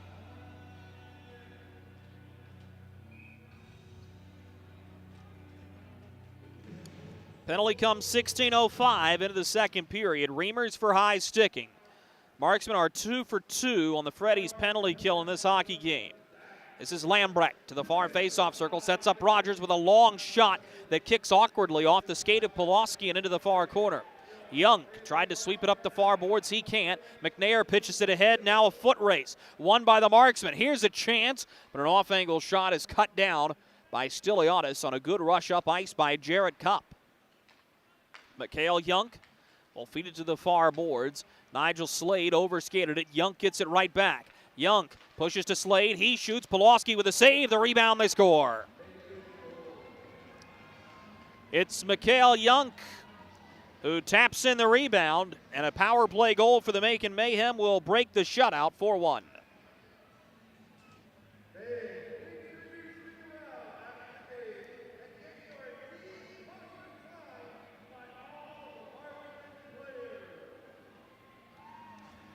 Goal comes 16:44 into the second period. Young, with his second of the season, makes it 4-1. And for the Macon Mayhem, they find a way to get it done on the man advantage. As this will be 3 of the last 4 games that the Mayhem have found a way to score a power play goal against the Fayetteville Marksmen. This may spring a rush up ice. Good play made by Lane, but he turns it over. Here's a backdoor pass, pushed just wide by Scott Koash. And the Marksmen survive. Puck given away one more time by the Marksmen as down the near boards they go. Koash loses possession of it. It'll be brought ahead by Harrison Harper. Harper gives back for Bednard, who's got the puck on a string. He gives in front, they score! Taylor Best on the back door. Nobody matched him up, and the Marksmen get it back 5-1.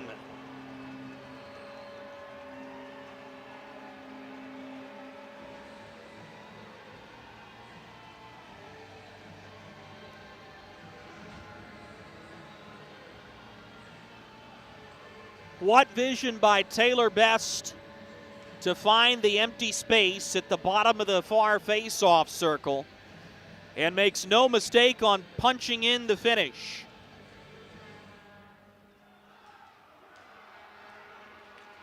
So the Marksmen go up 5-1 here, another 4-goal lead for Fayetteville. Macon will try to break it out up the far boards. Dumped ahead by Draplik. So he'll bounce it into the attacking zone. Taken behind the net as the Marksmen will reach out and try to clear it up the near side corner. Lambrecht feeds it off the far side boards. Brian Etter steps forward. His wrist shot goes off the shin pad of Caleb Cameron. Played off the end wall as FX Girard will get to it. Flings it all the way ahead through center. He's turning back to grab this one is Caleb Cameron. Sweeps it all the way across. Etter looking ahead, finds Lambrecht off his backhand. The Marksmen get to it at center again. Dumped in where Mccloy will engage with Etter for the puck. Brian Etter backhands it to Nigel Slade, who will drive here. Slade has a man going with him as he crisscrosses and will give the puck up to Devin Brink. Backhanded to the near point for Soper. Just throws it toward the net. It bounces off the skirting. Brink had the puck for a moment. Stepping in front of him, knocking it free, was Harvey. Up to the point, another long drive by Etter. Misses high and wide. Minute and 10 seconds to go in the second period. Taken behind the net by Cody Rogers. He'll drive here. A backhander toward Curtis Hanson. Misses. Marksmen find the loose puck as it's skated ahead by Don Oliveri. Gets by Devin Brink. Oliveri with a puck on a string. He fires. Stiliadis says no. Macon will clear the rebound to the far boards. Curtis Hansen will take it. Hansen, stick handles one too many times. Has support coming from Kyle Soper. He stood up. And a good body check in the back play by Zach Hoffman. Now the Marksmen have it 2-on-2, but a good stick lift knocks the puck free. It's given ahead down the near side boards. Thrown to the middle. Breakaway chance for the Marksmen. Maybe a 2-0. Reimers scores!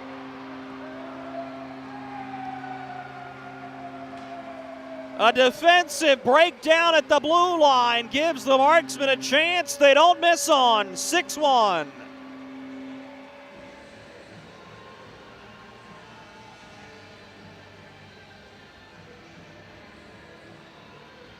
They won't come much easier than that for Zach Reimers. As the Marksmen pour on the extra mustard, 6-1.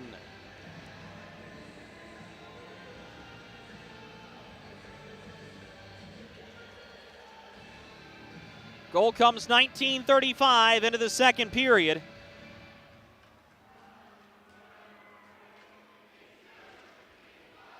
The Fayetteville Marksmen having themselves a Friday night here at home.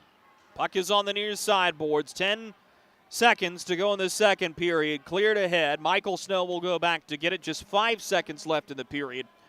3 goals in the first, 3 goals in the second. And the Fayetteville Marksmen have a 6-1 lead heading to the second period intermission. Shots on goal in the middle frame of play. For the Fayetteville Marksmen, 9, and a game total of 21. And for the Macon Mayhem, 7, and a game total of 21. It's been high rates of execution for this Fayetteville Marksmen group. We'll put the second period on reset for you right after these messages. Something big is coming. Something so big, it'll change the world of chicken sandwiches.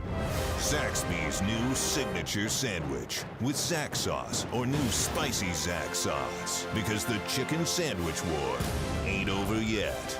The new signature sandwich. All the other little sandwiches can run along. We'll take it from here. Experience the thrill of being a Fayetteville Marksmen season ticket holder and all the benefits that come along with it, including your same great seat for 28 or 14 home games, exclusive season ticket member events, and an opportunity to enjoy discounts on food and beverage and merchandise at the Crown Coliseum. Skate to marksmanhockey.com/season tickets to learn more. Hey you. Are you hearing this but not seeing this? You can change that. Follow along with the entire season of Fayetteville Marksmen hockey on Hockey TV. Visit hockeytv.com/subscriptions and get the SPHL TV package to watch every single Fayetteville Marksmen road game this year. That's hockeytv.com/subscriptions. Kelly, you need to unmute yourself. For some, it's just the sound of ice hitting heavy-duty plastic. But for us, it's the signal calling us back to the light. And to Greg's house, because he just got a new grill. Connecting to Hot Jams playlist. Welcome back, Bud Light legends. It's time to take summer by the coolers. Welcome to Freddy's. How are you guys doing? Meetings. Lunch meetings all week, all salads. Bean salads. Quinoa salads. Heirloom salads. Frisee salads. Sometimes a guy needs a Freddy's Original Double, Chicago Dog, and a Turtle Sundae. Make that 2, please. 3. Absolutely. If you're gonna be bad, it better be good. Being bad never tasted this good. Freddy's, the experience that puts a smile on your face and the taste that brings you back.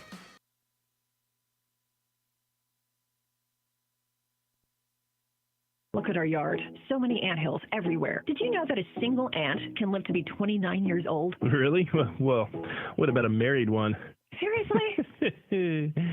But really, we need to fix the yard. St. Peter Peter Pest Control handles all your mosquitoes, ants, spiders, cockroaches, and even rodents. St. Peter Pest Control provides full home pest protection and consistent treatment of ants and mosquitoes in your yard, too. At St. Peter Pest Control, we send all your bugs to see St. Peter. At Carolina's Dentists and Spring Lake Oral Surgery, we believe in creating a positively different experience. We are proud to serve Eastern North Carolina, including Fayetteville, Spring Lake, and Radford. We use the best in dental technique and technology to make Carolina's Dentist your one-stop shop for quality dental care and oral care. Book your appointment today to come experience the Carolina's Dentist difference. Welcome back to Fayetteville. Drew Blevins alongside you. The Fayetteville Marksmen have a 6-1 lead over the Macon Mayhem through 40 minutes of play here in the All-American City. A dominant performance by the Fayetteville Marksmen here this evening. And one I'll be interested certainly to talk to Corey Melkert about. While the Marksmen do give up the one goal, they score 3 in that second period, back-to-back frames where the Marksmen have been able to put a 3 spot up on the Macon Mayhem. So we put this period on reset for you. Starts less than 2 minutes in with Shane Bednard scoring to make it 4-1 for the Marksmen, and they really would not let up throughout the rest of the period. It would stay at 4-0 for a remarkably long time. I thought the Marksmen did give up a couple of chances. Jason Polowski was good, but finally the Mayhem break through on the power play as Mikhail Young puts in a rebound off a shot from Nigel Slade. That makes it 4-1. And then the Marksmen get it right back immediately. Taylor Best receiving a pass from Shane Bednard. That made it 5-1.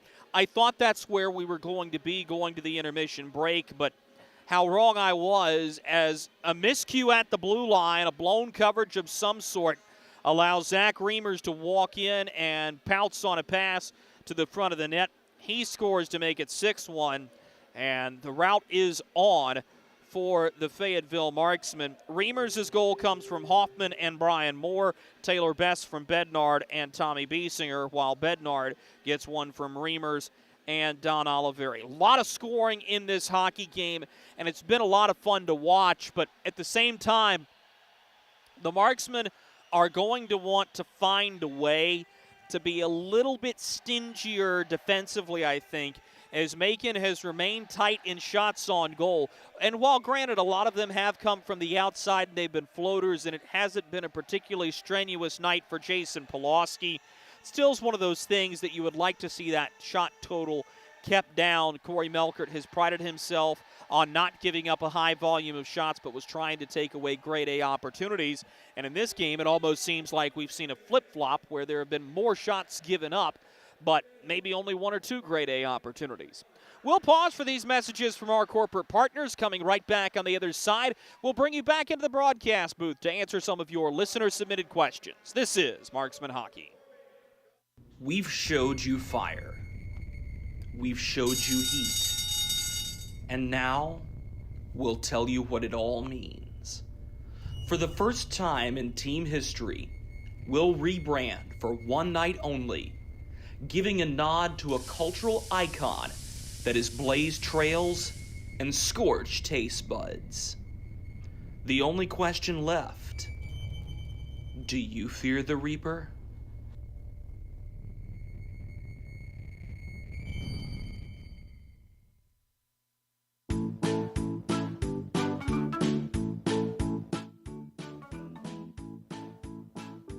Marquis? Carolina's Dentists offers the best in oral care and technology.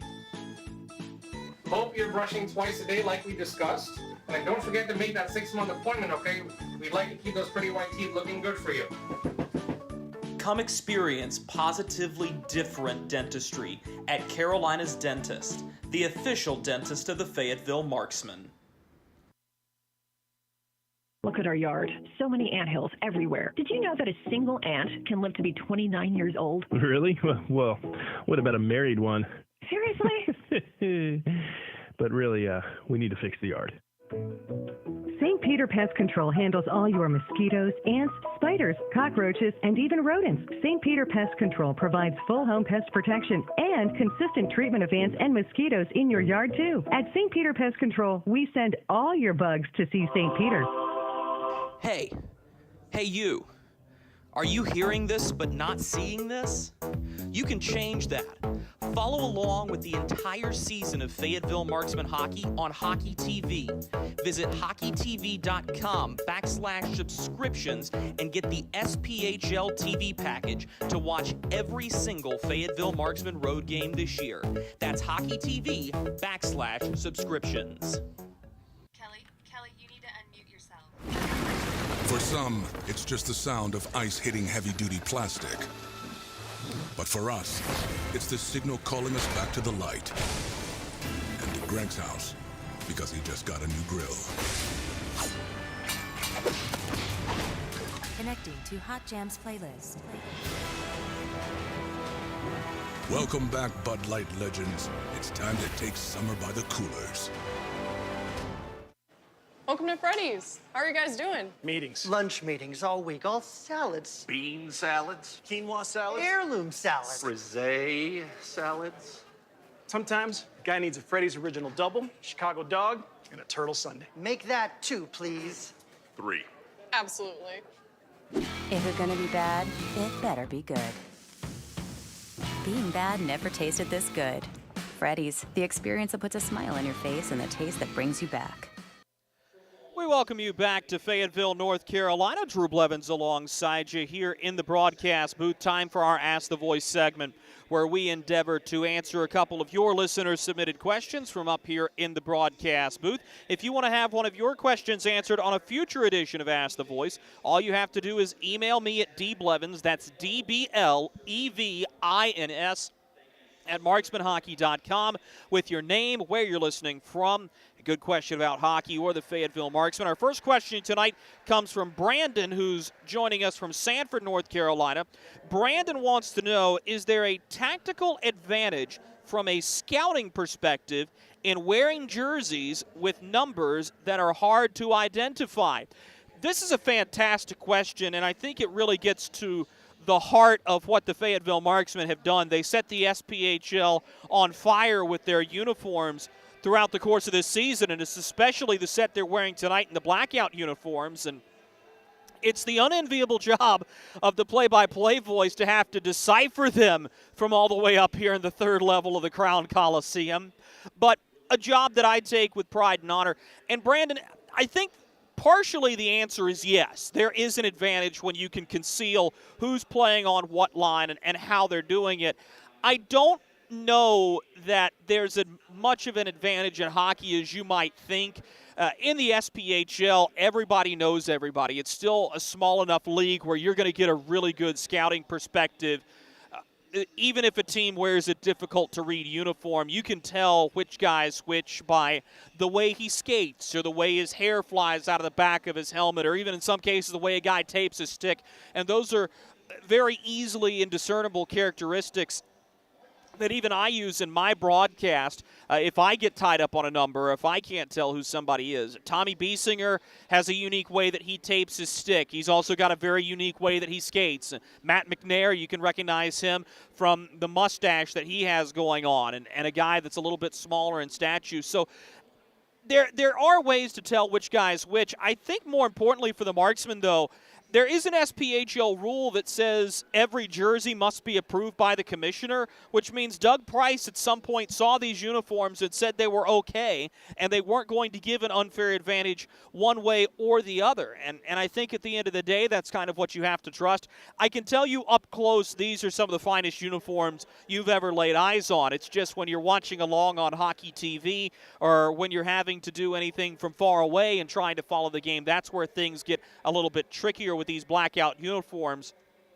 But they'll be worn 5 more times throughout the course of this season, and then who knows? They could be back next year. You could be looking at a situation where you go back to a more traditional color scheme, as uniforms do tend to kind of roll around in the SPHL. But these are going to go down as one of the most unique uniforms and one of the ones that a lot of people will remember for a long time. to come. Our other question tonight comes from Michael, who's listening along in Fayetteville. Michael wants to know, what kind of documentation does it take to put a player on the injured reserve list? This is a fantastic question because it does seem like there's a way to hide players on the injured reserve list, and it's kind of the way the IR works. All you're doing is you're submitting essentially a delete player form, and you're giving the term of the injury.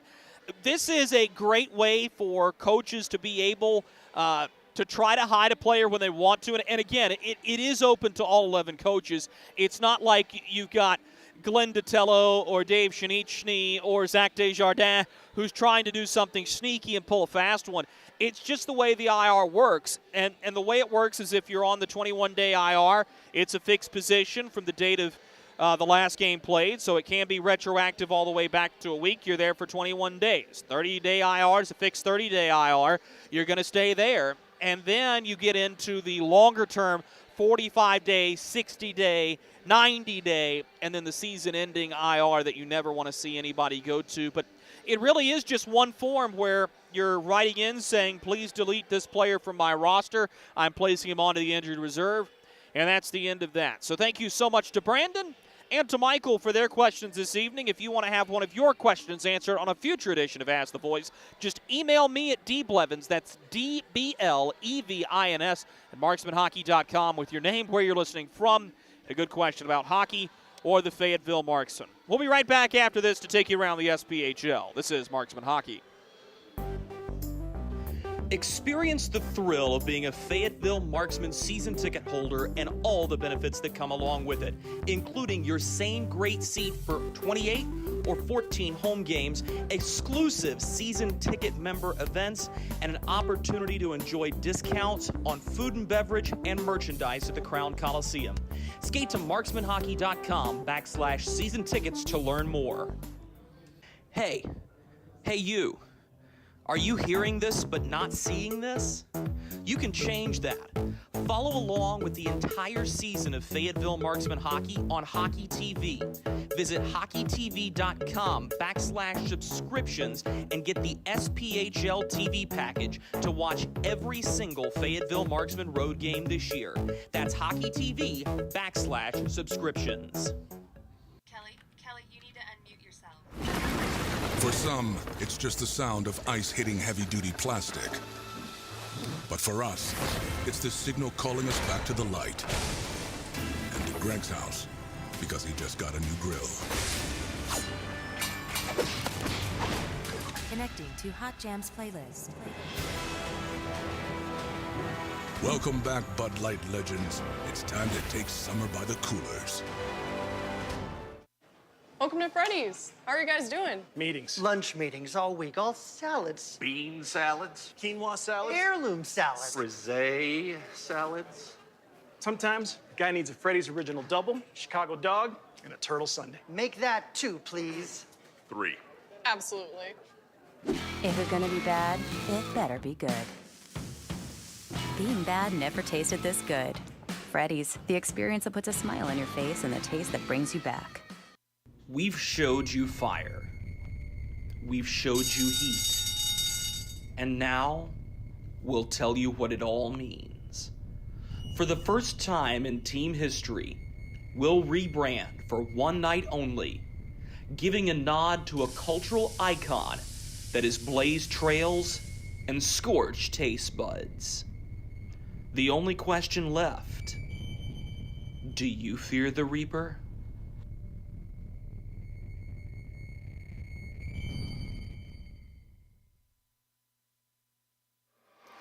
Fantastic moment here at the Crown Coliseum as we've just had a proposal down in the seating bowl, and it looks like she said yes. Fantastic stuff as we take you around the SPHL. Here the score is 6-1. The Fayetteville Marksmen handing it to the Macon Mayhem. We'll take the trek westward in the mountains. Knoxville has knotted things up with Quad City halfway through the hockey game over at the Knoxville Civic Coliseum. Keep a close eye on that one. Marksmen have stake in that one. Meanwhile, as we head even further west, Evansville tied up with Birmingham 1-1 through the end of the first period. Nearly at the end of the first period, Huntsville leading Vermilion County 2-0 And Pensacola has a 1-0 lead on Roanoke with about 5 minutes to go in the first period from the Bay Center. Right here in Fayetteville, we'll go to the final 20 minutes of hockey right after this.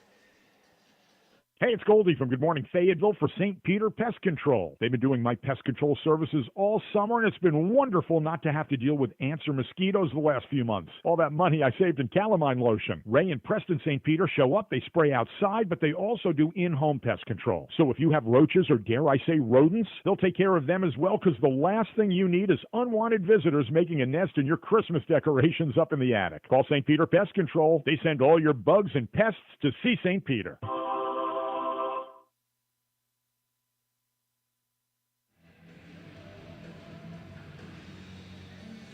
20 minutes remain in this one between the Fayetteville Marksmen and the Macon Mayhem. It's been rather lopsided, but for the fans here on First Responder Appreciation Night, it's been a big one.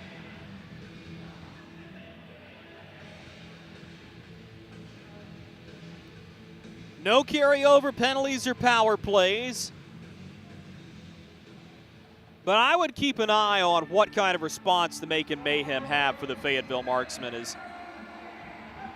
This hasn't always been the friendliest of rivalries, and you wonder if this one is too far out of hand to see anything crazy happen, but this is a rather drawn-out start to this one, and it looks like to me that we're going to wait for the water to freeze a little bit across the surface of the rink. Derek Boehm with Ian Krinsky and Phil Roosler, our officiating crew, and nobody seems to be in any type of hurry to get this third period underway.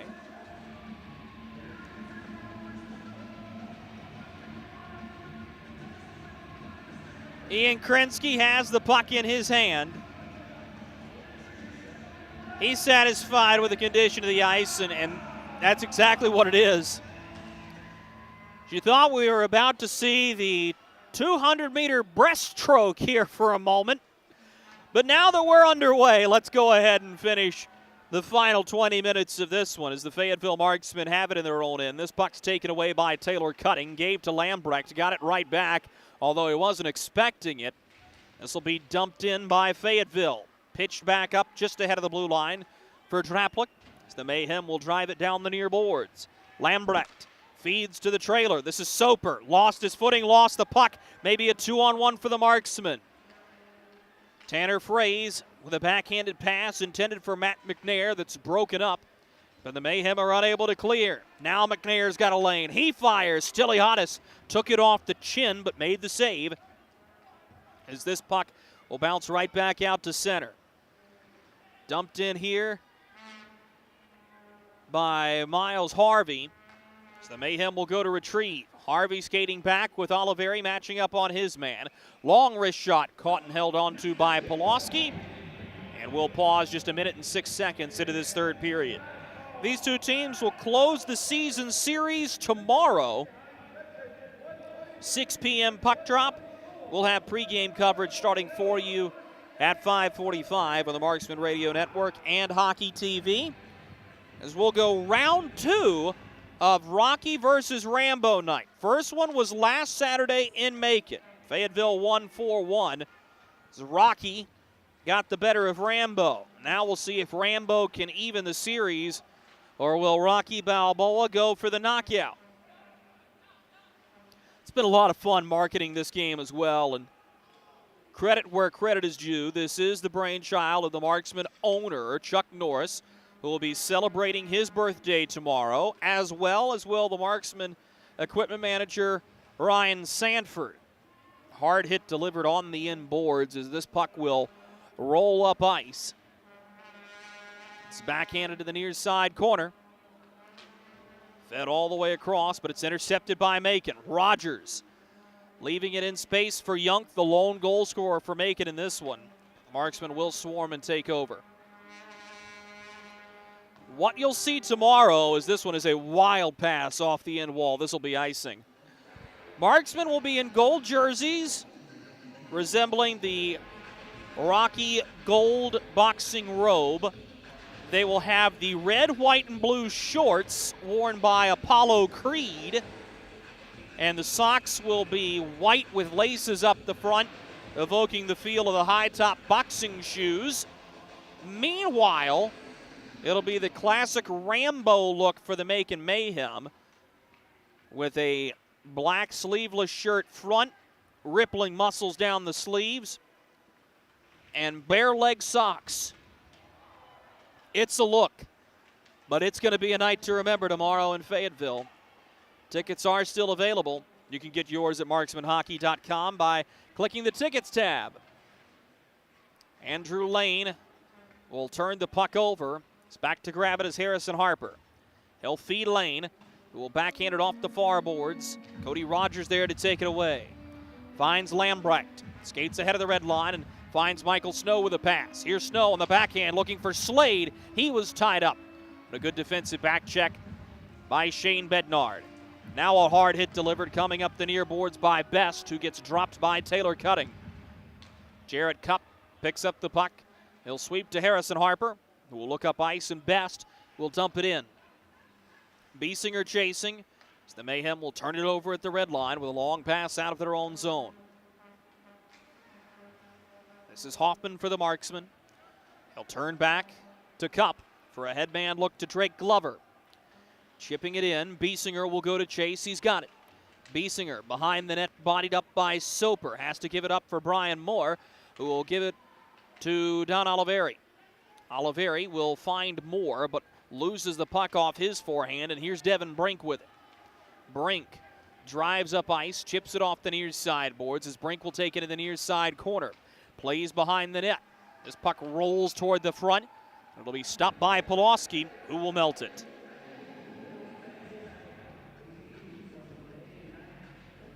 .16-10 remaining in the third period. 6-1 Marksmen firmly in control. Jason Polowski looking to cruise to his 13th win, and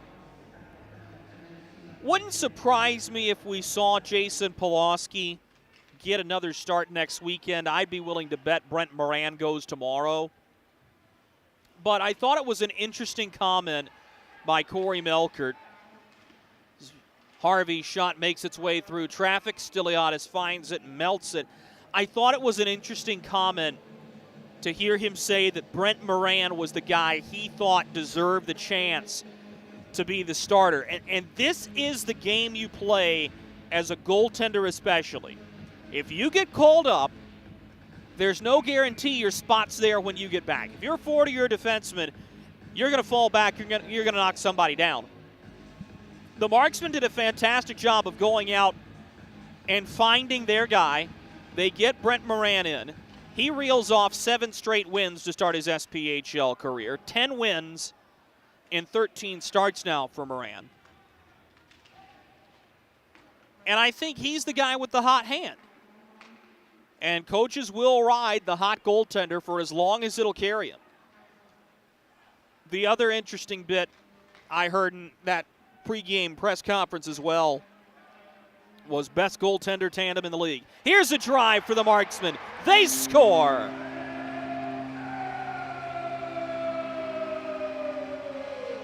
Right up the seam. The Marksmen find a little more space, and they'll add another. This is Reimers again.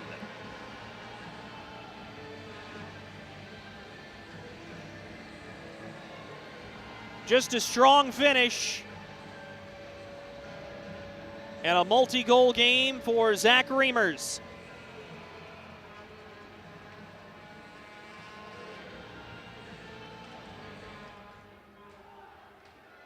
Reimers out of Buffalo, New York. Proud Buffalo State Bengal. Doing his alma mater. And the people of the All-American city quite proud here.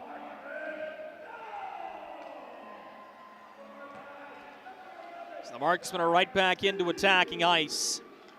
Devin Brink will skate it back out to center. But just to finish that conversation, I mean, for Corey Melkert to place his stake so plainly in the corner of his team for best goaltending tandem shows you how much confidence he's got. Marksmen have it on a 2-on-1. Bednard's pass is blocked. And Nigel Slade will get this one out for the Mayhem.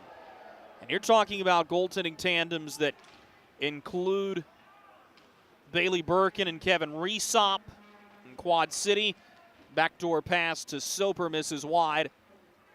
Max Milasek and Hunter Vorva when Milasek makes his way back down. Christian Stead in Knoxville with Evan Moyce and Jimmy Parita.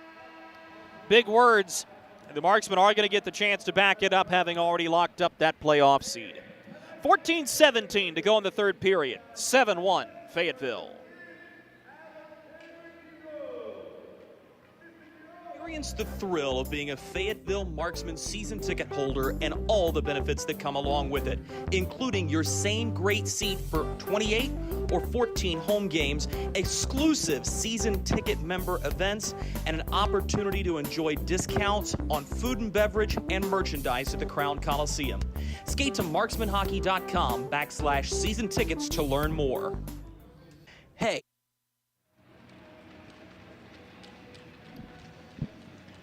14-17 to go in the third period here at the Crown Coliseum. The Fayetteville Marksmen 7, the Macon Mayhem 1.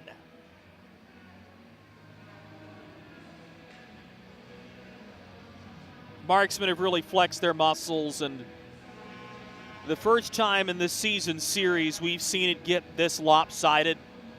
Credit where credit is due to Zach Desjardins and to the Macon Mayhem staff. And this has not been an easy year for Macon, especially after making a rush to the President's Cup final last year.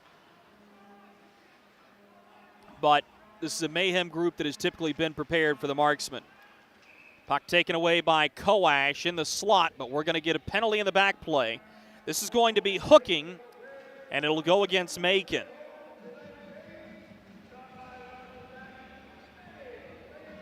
Guilty party is Scott Koash.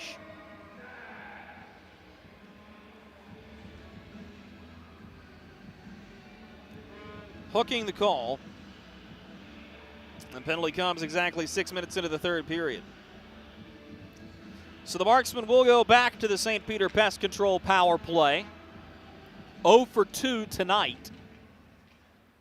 They win the draw here to set things up. Also think it's interesting to leave Michael Stiliadis in for this long. Here's a chance to the front. Good move. Stiliadis seals, looking for the puck. It's under him.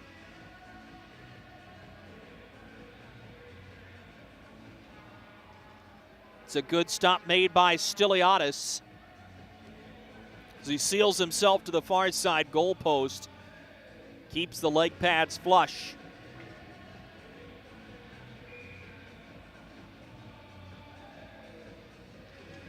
It's a face-off that's steered all the way up to the point. Oliveri winds and fires. His shot kicked out by Stiliadis. Bednard will hold the line, far side blue line. Now Bednard will walk below the goal line. Feeds it back to the point for Oliveri. Slides to the near boards. This is Tommy Biesinger. Peels and finds Bednard at the far face-off circle. He centers and gets it right back. Bednard fires a snapshot, caught and held on to by Stiliadis. And the reason I think this is rather interesting that you're leaving Stiliadis in here is you'd imagine he's going to be the guy to get the start tomorrow. And you don't want a goaltender with a shaken confidence getting the nod in net tomorrow. I mean, just look at the save percentage that stands right now. It's in the 75% neighborhood. And it's not Stiliadis' fault. In fact, I think he's battled and made a couple of really good saves. But it is an interesting management tactic for Zach Desjardins. Spent time as an ECHL assistant coach and now getting the head job here in Macon. The Mayhem have pulled a couple of upsets and arguably none bigger than the one they scored last Friday over a Marksman team that has historically beaten them over and over again. Big celebration on that Friday too, and even though the Marksmen get the win back and are poised to take one here, I think that's the sign of progress. 35 seconds to go in the Marksman man advantage, with not a lot doing on this power play opportunity either. Andrew Lane will give into the middle of the rink, as the Marksman will push it ahead. Brian Moore pirouettes, looks at the point, finds Lane, who will sweep it all the way across. Glover gave to Mccloy, who spun it back behind the net, looking for help from Best. Macon gets to it, and they'll fling it all the way down. That'll kill the penalty, and a coffin corner clear out right to that near corner. Never allowed Polowski to go out and play it.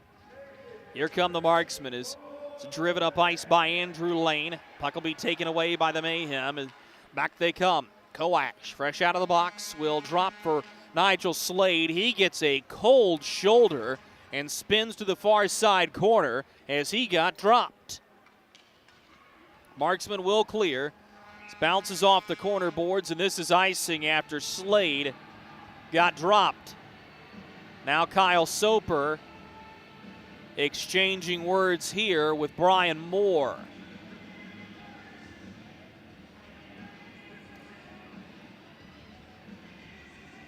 And nobody's really stood up to Brian Moore ever since he had the fight with Chris Vela back on December 4th.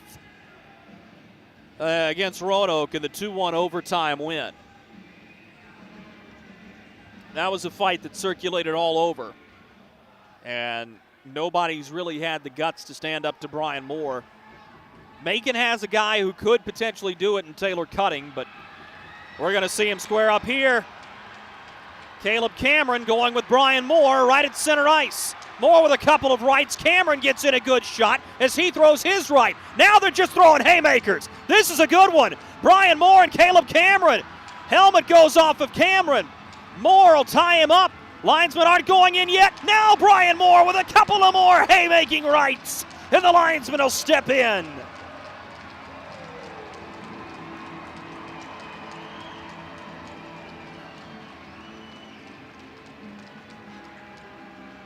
That's a good tilt.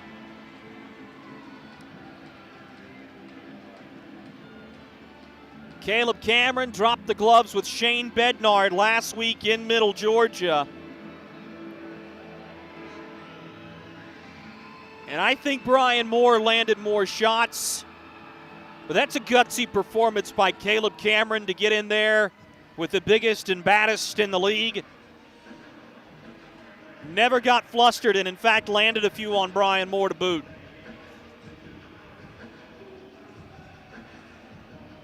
So they'll sit 5 each for fighting. 11:27 to go in the third period.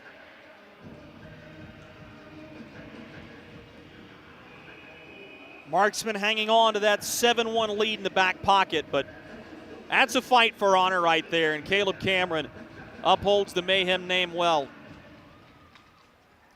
Macon wins the draw.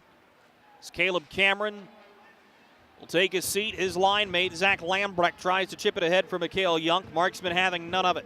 Back behind the net. Bush Anderson coughs up the puck. Here's a centering pass in the slot. Macon survives only to the blue line. Spinning with it here. The Marksmen have it. Centering pass to Glover. Taken away by Yunk. And he'll get it out to center, dumping it in. Behind the net, Jason Polowski will find Cup, who will push it up ice. Glover looked for a moment to McNair, given away to his number opposite Michael Snow. Quick snap wrister, turned out by Polowski. So the Marksman will get to the rebound, as this will be pitchforked all the way down. Icing against Fayetteville with 10:37 to go in the third period.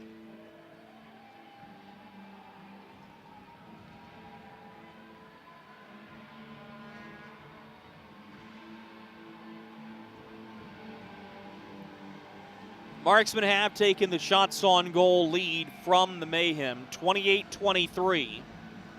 This place will erupt if the Marksmen hit 30. Everybody will get the trifecta of prizes: custard, a free taco, and a free Petro.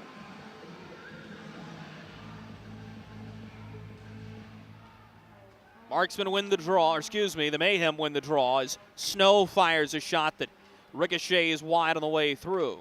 Macon holds the line, dumping it into the near corner. So the Marksman will go back to grab it. Up the far boards. This will be lifted up in the air. It will roll. Maybe a chance for McNair, who cuts in. He fires as Cutting wrestles him to the end boards. Macon will get the loose puck. No penalty on the finish on the play as McNair nearly caught the Macon Mayhem napping. Marksman will take it in the near corner. Spinning away with it, FX Girard avoids a body check. Finds Reimers to the point. Oliveri will sweep for Harvey. His shot creates a chance in front. A lot of pushing and shoving with Mccloy matching up against Taylor Cutting. Here comes Oliveri with a backhander over the crossbar. Handcuffs Harvey. So this puck will get right back out to center. Miles Harvey pressured from behind by Nigel Slade. Harvey using the long reach gets away from Slade. Will find Reimers, who will dump it in down the near boards. Going to chase it, Curtis Hansen will find it. Hansen sees Nigel Slade on the near sideboards. He'll touch to Brian Kerrigan, who punches it ahead. Lost the puck at the blue line. As the Mayhem will reach out after it. Steered to the far boards by Harrison Harper. Marksmen give it up at the red line. Here comes Macon ahead of the attacking blue. They'll reset as Kerrigan brings it in. His wrist shot may have been affected by Harper's stick. Off the end boards. Loose puck taken by the Mayhem. The Marksman will be able to steer it back out. This is Draplik now, re-entering the zone for the Mayhem. Low wrist shot, handcuff Polowski. Nearly a chance as Etter will reset with the rebound. Brian Etter centers, looking for Lambrecht, who had his stick lifted. And now a dangerous pinch, but it pays off as Rogers holds the line. Here's Draplik with it. Centers to Brian Etter, who goes sweeping after the puck. The Marksman will lift this one off the far boards, not out. Young plays soccer with it. The Marksman a step better, and now a 2-on-1 for Fayetteville. Biesinger with Bednar driving, taken down, and a great stop by Stiliadis. Marksman have the rebound. Turned on goal, Stiliadis sweeping at it, still loose. Finds it between the gloves. He'll melt it. 8:09 to go in the third period. It's 7-1 Marksman. We've showed you fire. We've showed you heat. And now, we'll tell you what it all means. For the first time in team history, we'll rebrand for one night only, giving a nod to a cultural icon that has blazed trails and scorched taste buds. The only question left, do you fear the Reaper?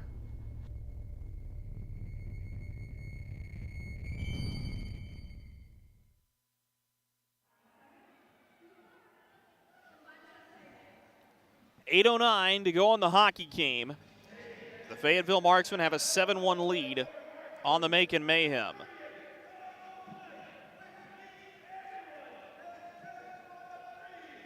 It's been all Marksmen nearly from the word go.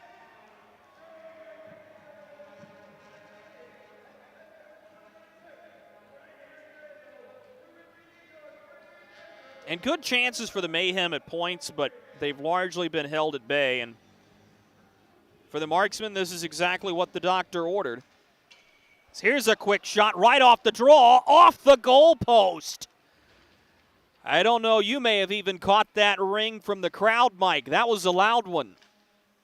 Ethan Bush Anderson turning with the puck to the far sideboard, swept out by Macon. This is going to roll on the fresh ice right toward Polowski, and it'll be snared up by Jarrett Cupp.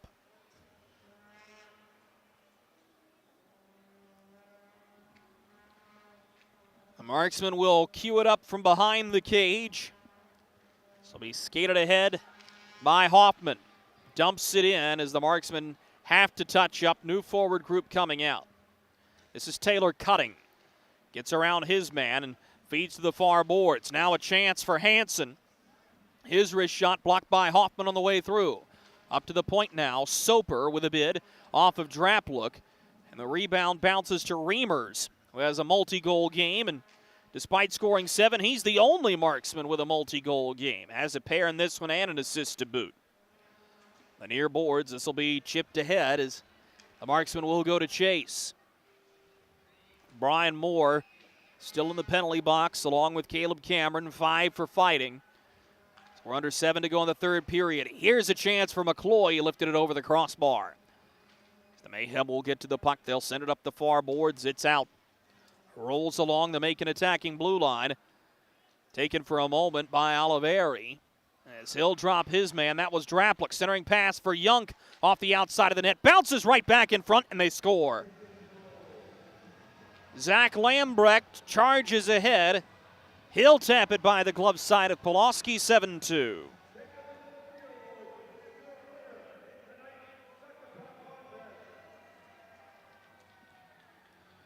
So Macon will get one back, a third period marker for the Mayhem. Certainly seems like we're in the category of too little, too late. But at the same time, you never know.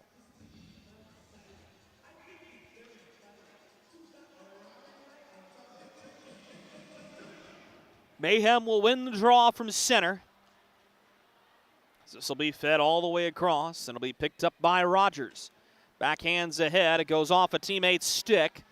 The Mayhem will recover as Biesinger lost his footing. Now he gets the puck back. He'll drift it back for Best. Turn to Biesinger at the near face-off circle. He falls again.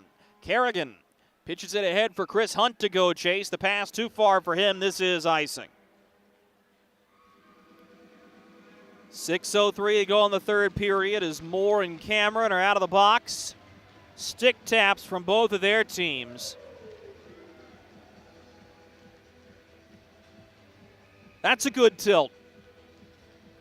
I won't go so far as to say that was evenly matched, as I think Caleb Cameron had a Herculean effort. I don't think he won the fight, but that was a really, really good bout here in Fayetteville, and you kind of hope you get an opportunity to see another one just like that again tomorrow as these two teams will close the season series. Macon going to chase. Mikael Junk will have an assist on the Lambrecht goal. Junk has had some good fortune against the Marksmen. Bouncing puck corralled by Biesinger, trying to drive around Etter, who shields him and uses a good sweep check to take the puck away. Taylor Best to the rebound. A rare turnover for Best. So this puck will be skated ahead by Devin Brink. Finds Brian Etter, and now a stick rides high on Brink. It was inadvertent. Brink, flustered, picks up his mouth guard. He's going to keep going. Here's a centering pass at the goal mouth. Bounces right in front of Polowski. The puck will be taken by Biesinger as he works against Bush Anderson. Braces for contact. Kept the puck for a moment. Bush Anderson unable to corral as the Marksmen will dump it off the near boards all the way out. Bush Anderson to retrieve.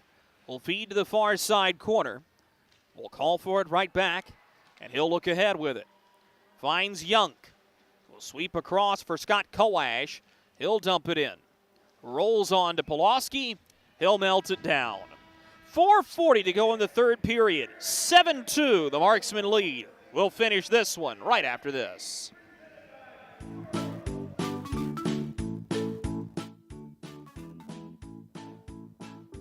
Marky? Carolina's Dentist offers the best in oral care and technology. Hope you're brushing twice a day like we discussed. And don't forget to make that 6-month appointment, okay? We'd like to keep those pretty white teeth looking good for you. Come experience positively different dentistry at Carolina's Dentist, the official dentist of the Fayetteville Marksmen.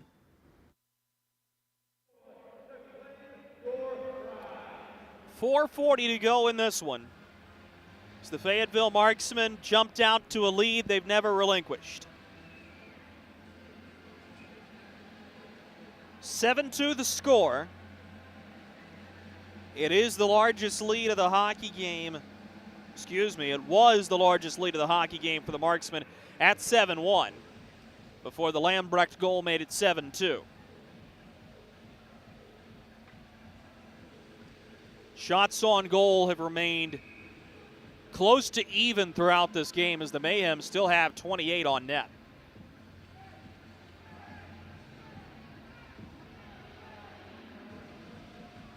And for the Marksmen, this is very much going to be a finish this one.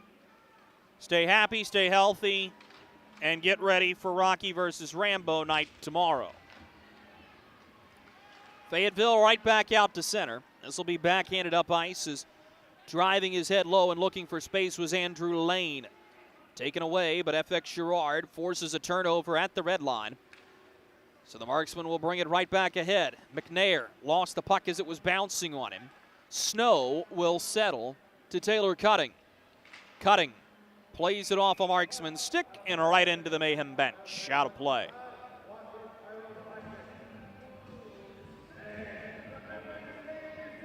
These two teams will close the season series tomorrow, and then after that, it's a rapid turnaround for the Marksmen. They'll play again Thursday at 10 a.m. for the annual Marksman School Day game. Pre-game coverage starts at 9:45. We'll have the call with you here, along with your morning cup of Joe at 10.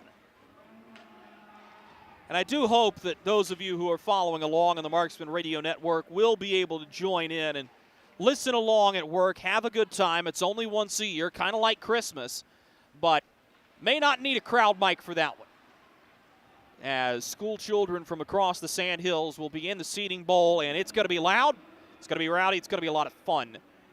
And then the Birmingham Bulls come to town Friday and Saturday. Here's a shot from the point, they score. Brian Kerrigan fired the shot, and I think Curtis Hansen tipped it in.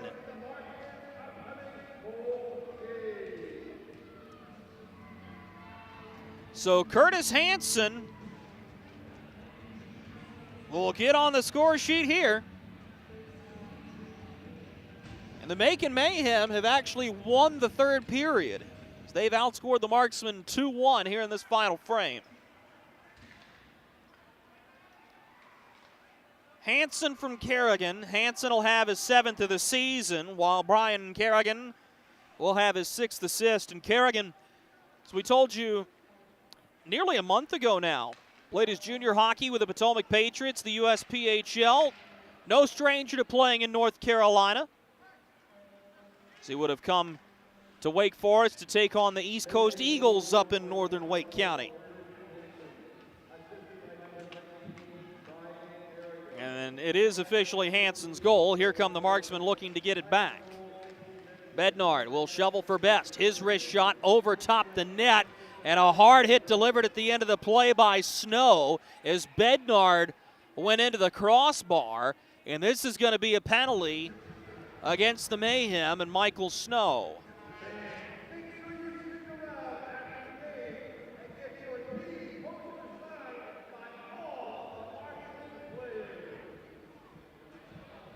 Cross-checking the call, and that's a dangerous play to begin with, but especially when you've got a guy carrying heavy momentum right into the goalpost and the iron framework. Good to see Bednard pop back up rather rapidly.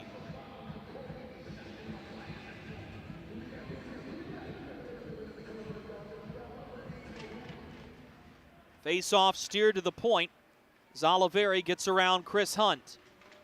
Fed to the far side corner as it'll be given to FX Girard. Girard snaps it to the far corner for McNair. Pinned there by Soper. So the Marksman will push it back up to the point again. Lane gives across to Glover. His slap shot blocked. Rebound corralled by FX Girard. He'll find his man up at the point. This is Miles Harvey. Sweeps to the near face-off circle. Back up again. Harvey has the puck steered away by Stiliadis. Lane pitches to Miles Harvey, who will send it into the near side corner. This is FX Girard to Harvey one more time. The former Providence Friar will sweep across to Andrew Lane. Now a centering pass to Glover. Picked out. Harvey with help from Girard to hold the line. Finds Lane. Here's a wrist shot off the inboards. Shoveled right back toward the front. Marksmen still have the puck. Stiliadis can't find it. This one's cleared. South of 2 minutes to go in the hockey game. 1 minute remaining in the Marksman St. Peter Pest Control power play. Fayetteville has done everything in this game except score on that man advantage. Brought ahead here by Taylor Best. Gives to the trailer, who is Biesinger. Tommy Biesinger turning with the puck here. He's around Hansen. Biesinger finds Cup. He squares, he shoots. Caught. Held on to by Stiliadis. 30 seconds to go in the penalty to Snow. A minute and 13 seconds to go in the third period.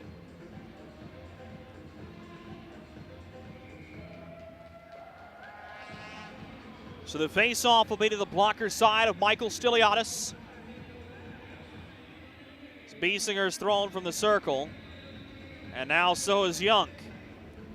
So we'll get alternate centers, Rogers and Best. Best won the draw, but took a shot at the end of it. Cup to the near side boards. We'll get it right back. Jared Cup, bobbing and weaving, has to feed it across to Hoffman, getting some rare PP time. Cup dumps it in off the end wall, shovel to the middle. Mikhail Young takes it away, sends it off the far boards, and that's all the way out. Jason Polowski with a couple of stick handles. He'll leave this one up on a tee. It's Michael Snow's out of the box. Fayetteville Marksmen will have 31 wins on the season, as they will stay tight on the tail of the Quad City Storm regardless of result this evening. But with a Knoxville win, tomorrow's game may very well be for fourth place again. Here's the pass to the high slot. Gerard with a shot knocked down on the way through. Gerard gives it up to the point. Lane will dump it in. 5 seconds to go. Flag is waving downstairs with Marky Marksman. Painted orange and black. The Fayetteville Marksmen score a 7-3 win over the Macon Mayhem. And a resounding victory with a lot of offense in this one. Folks, you can join us on the Marksman Radio Network on YouTube for Marksman Postgame. It's the Fayetteville Marksmen win this one 7-3. We'll be right back with Marksman Postgame right after this. Something big is coming. Something so big, it'll change the world of chicken sandwiches. Zaxby's new signature sandwich with Zax sauce or new spicy Zax sauce, because the chicken sandwich war ain't over yet. The new signature sandwich. All the other little sandwiches can run along. We'll take it from here. Experience the thrill of being a Fayetteville Marksman season ticket holder and all the benefits that come along with it, including your same great seat for 28 or 14 home games, exclusive season ticket member events, and an opportunity to enjoy discounts on food and beverage and merchandise at the Crown Coliseum. Skate to marksmanhockey.com/season tickets to learn more. Hey you. Are you hearing this but not seeing this? You can change that. Follow along with the entire season of Fayetteville Marksmen hockey on Hockey TV. Visit hockeytv.com/subscriptions and get the SPHL TV package to watch every single Fayetteville Marksmen road game this year. That's hockeytv.com/subscriptions. Kelly, you need to unmute yourself. For some, it's just the sound of ice hitting heavy-duty plastic. But for us, it's the signal calling us back to the light. And to Greg's house, because he just got a new grill. Connecting to Hot Jams playlist. Welcome back, Bud Light legends. It's time to take summer by the coolers. Welcome to Freddy's. How are you guys doing? Meetings. Lunch meetings all week, all salads. Bean salads. Quinoa salads. Heirloom salads. Frisee salads. Sometimes a guy needs a Freddy's Original Double, Chicago Dog, and a Turtle Sundae. Make that 2, please. 3. Absolutely. If it's gonna be bad, it better be good. Being bad never tasted this good. Freddy's, the experience that puts a smile on your face and the taste that brings you back.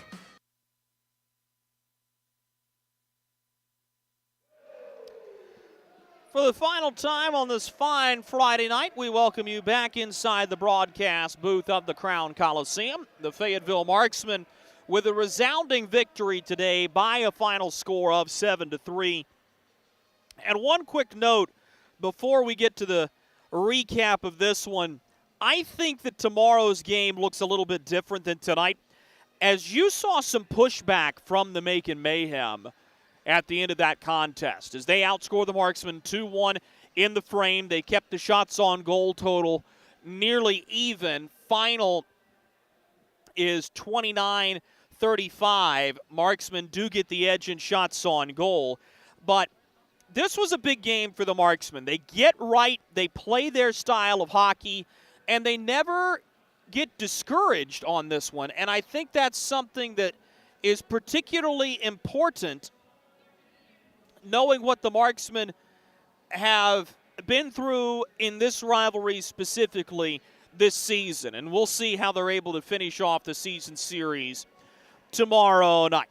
Let's go ahead and put this game on reset. It starts rapidly, just 2 minutes and 41 seconds into the contest. Drake Glover gets a shot that bounces off the inboards, taps in the rebound, open the scoring, and the onslaught was on from there. Brian Moore would get another 12-24 into the period from Tanner Fraze and Don Oliveri. And then at the tail end of the period, FX Girard driving in on a breakaway, intercepts the puck from Brian Kerrigan, scores unassisted. And a big goal at that point is I really think it set the tone for the Marksmen. They follow up a minute 56 into the second period with Shane Bednard getting a puck from Zach Reimers. He scores it. Macon would get one back on the power play. Mikael Yunk scoring from Nigel Slade on the power play. But then Taylor Best answers less than a minute later from Shane Bednard and Tommy Biesinger, as Best has his 15th of the season, Bednard with his 24th assist, and Tommy Biesinger continues to be a really good catalyst for this Marksman offense. Reimers would add another with just 25 seconds to go in the period, as Reimers would finish the game with 2 goals. He would also score early in the third on an assist from Brian Moore. And then Macon would finish the game scoring a pair, Zach Lambrecht and Curtis Hansen getting the goals in that one. 3 stars of tonight's game, all coming from the Fayetteville Marksmen. The third star with a goal and an assist is FX Girard. The second star with a goal and 2 assists is Brian Moore. And the fourth star with 2 goals and an assist is Zach Reimers. Couple of stats for you to close the game.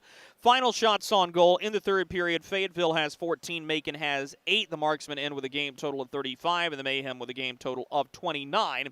On the power play, the Marksmen go 0 for 4, and the Marksmen go 2 for 3 on the penalty kill, as Macon does have the lone power play goal. Folks, that's going to do it for us here in Fayetteville, North Carolina. The final score one last time, the Fayetteville Marksmen 7, and the Macon Mayhem 3. These two teams will close out the season series tomorrow night with a puck drop of 6 p.m. We'll have pregame coverage your way at 5:45. Until then, we hope you enjoyed this one as much as we enjoyed bringing it to you. Until next time, I'm Drew Blevins. Good night.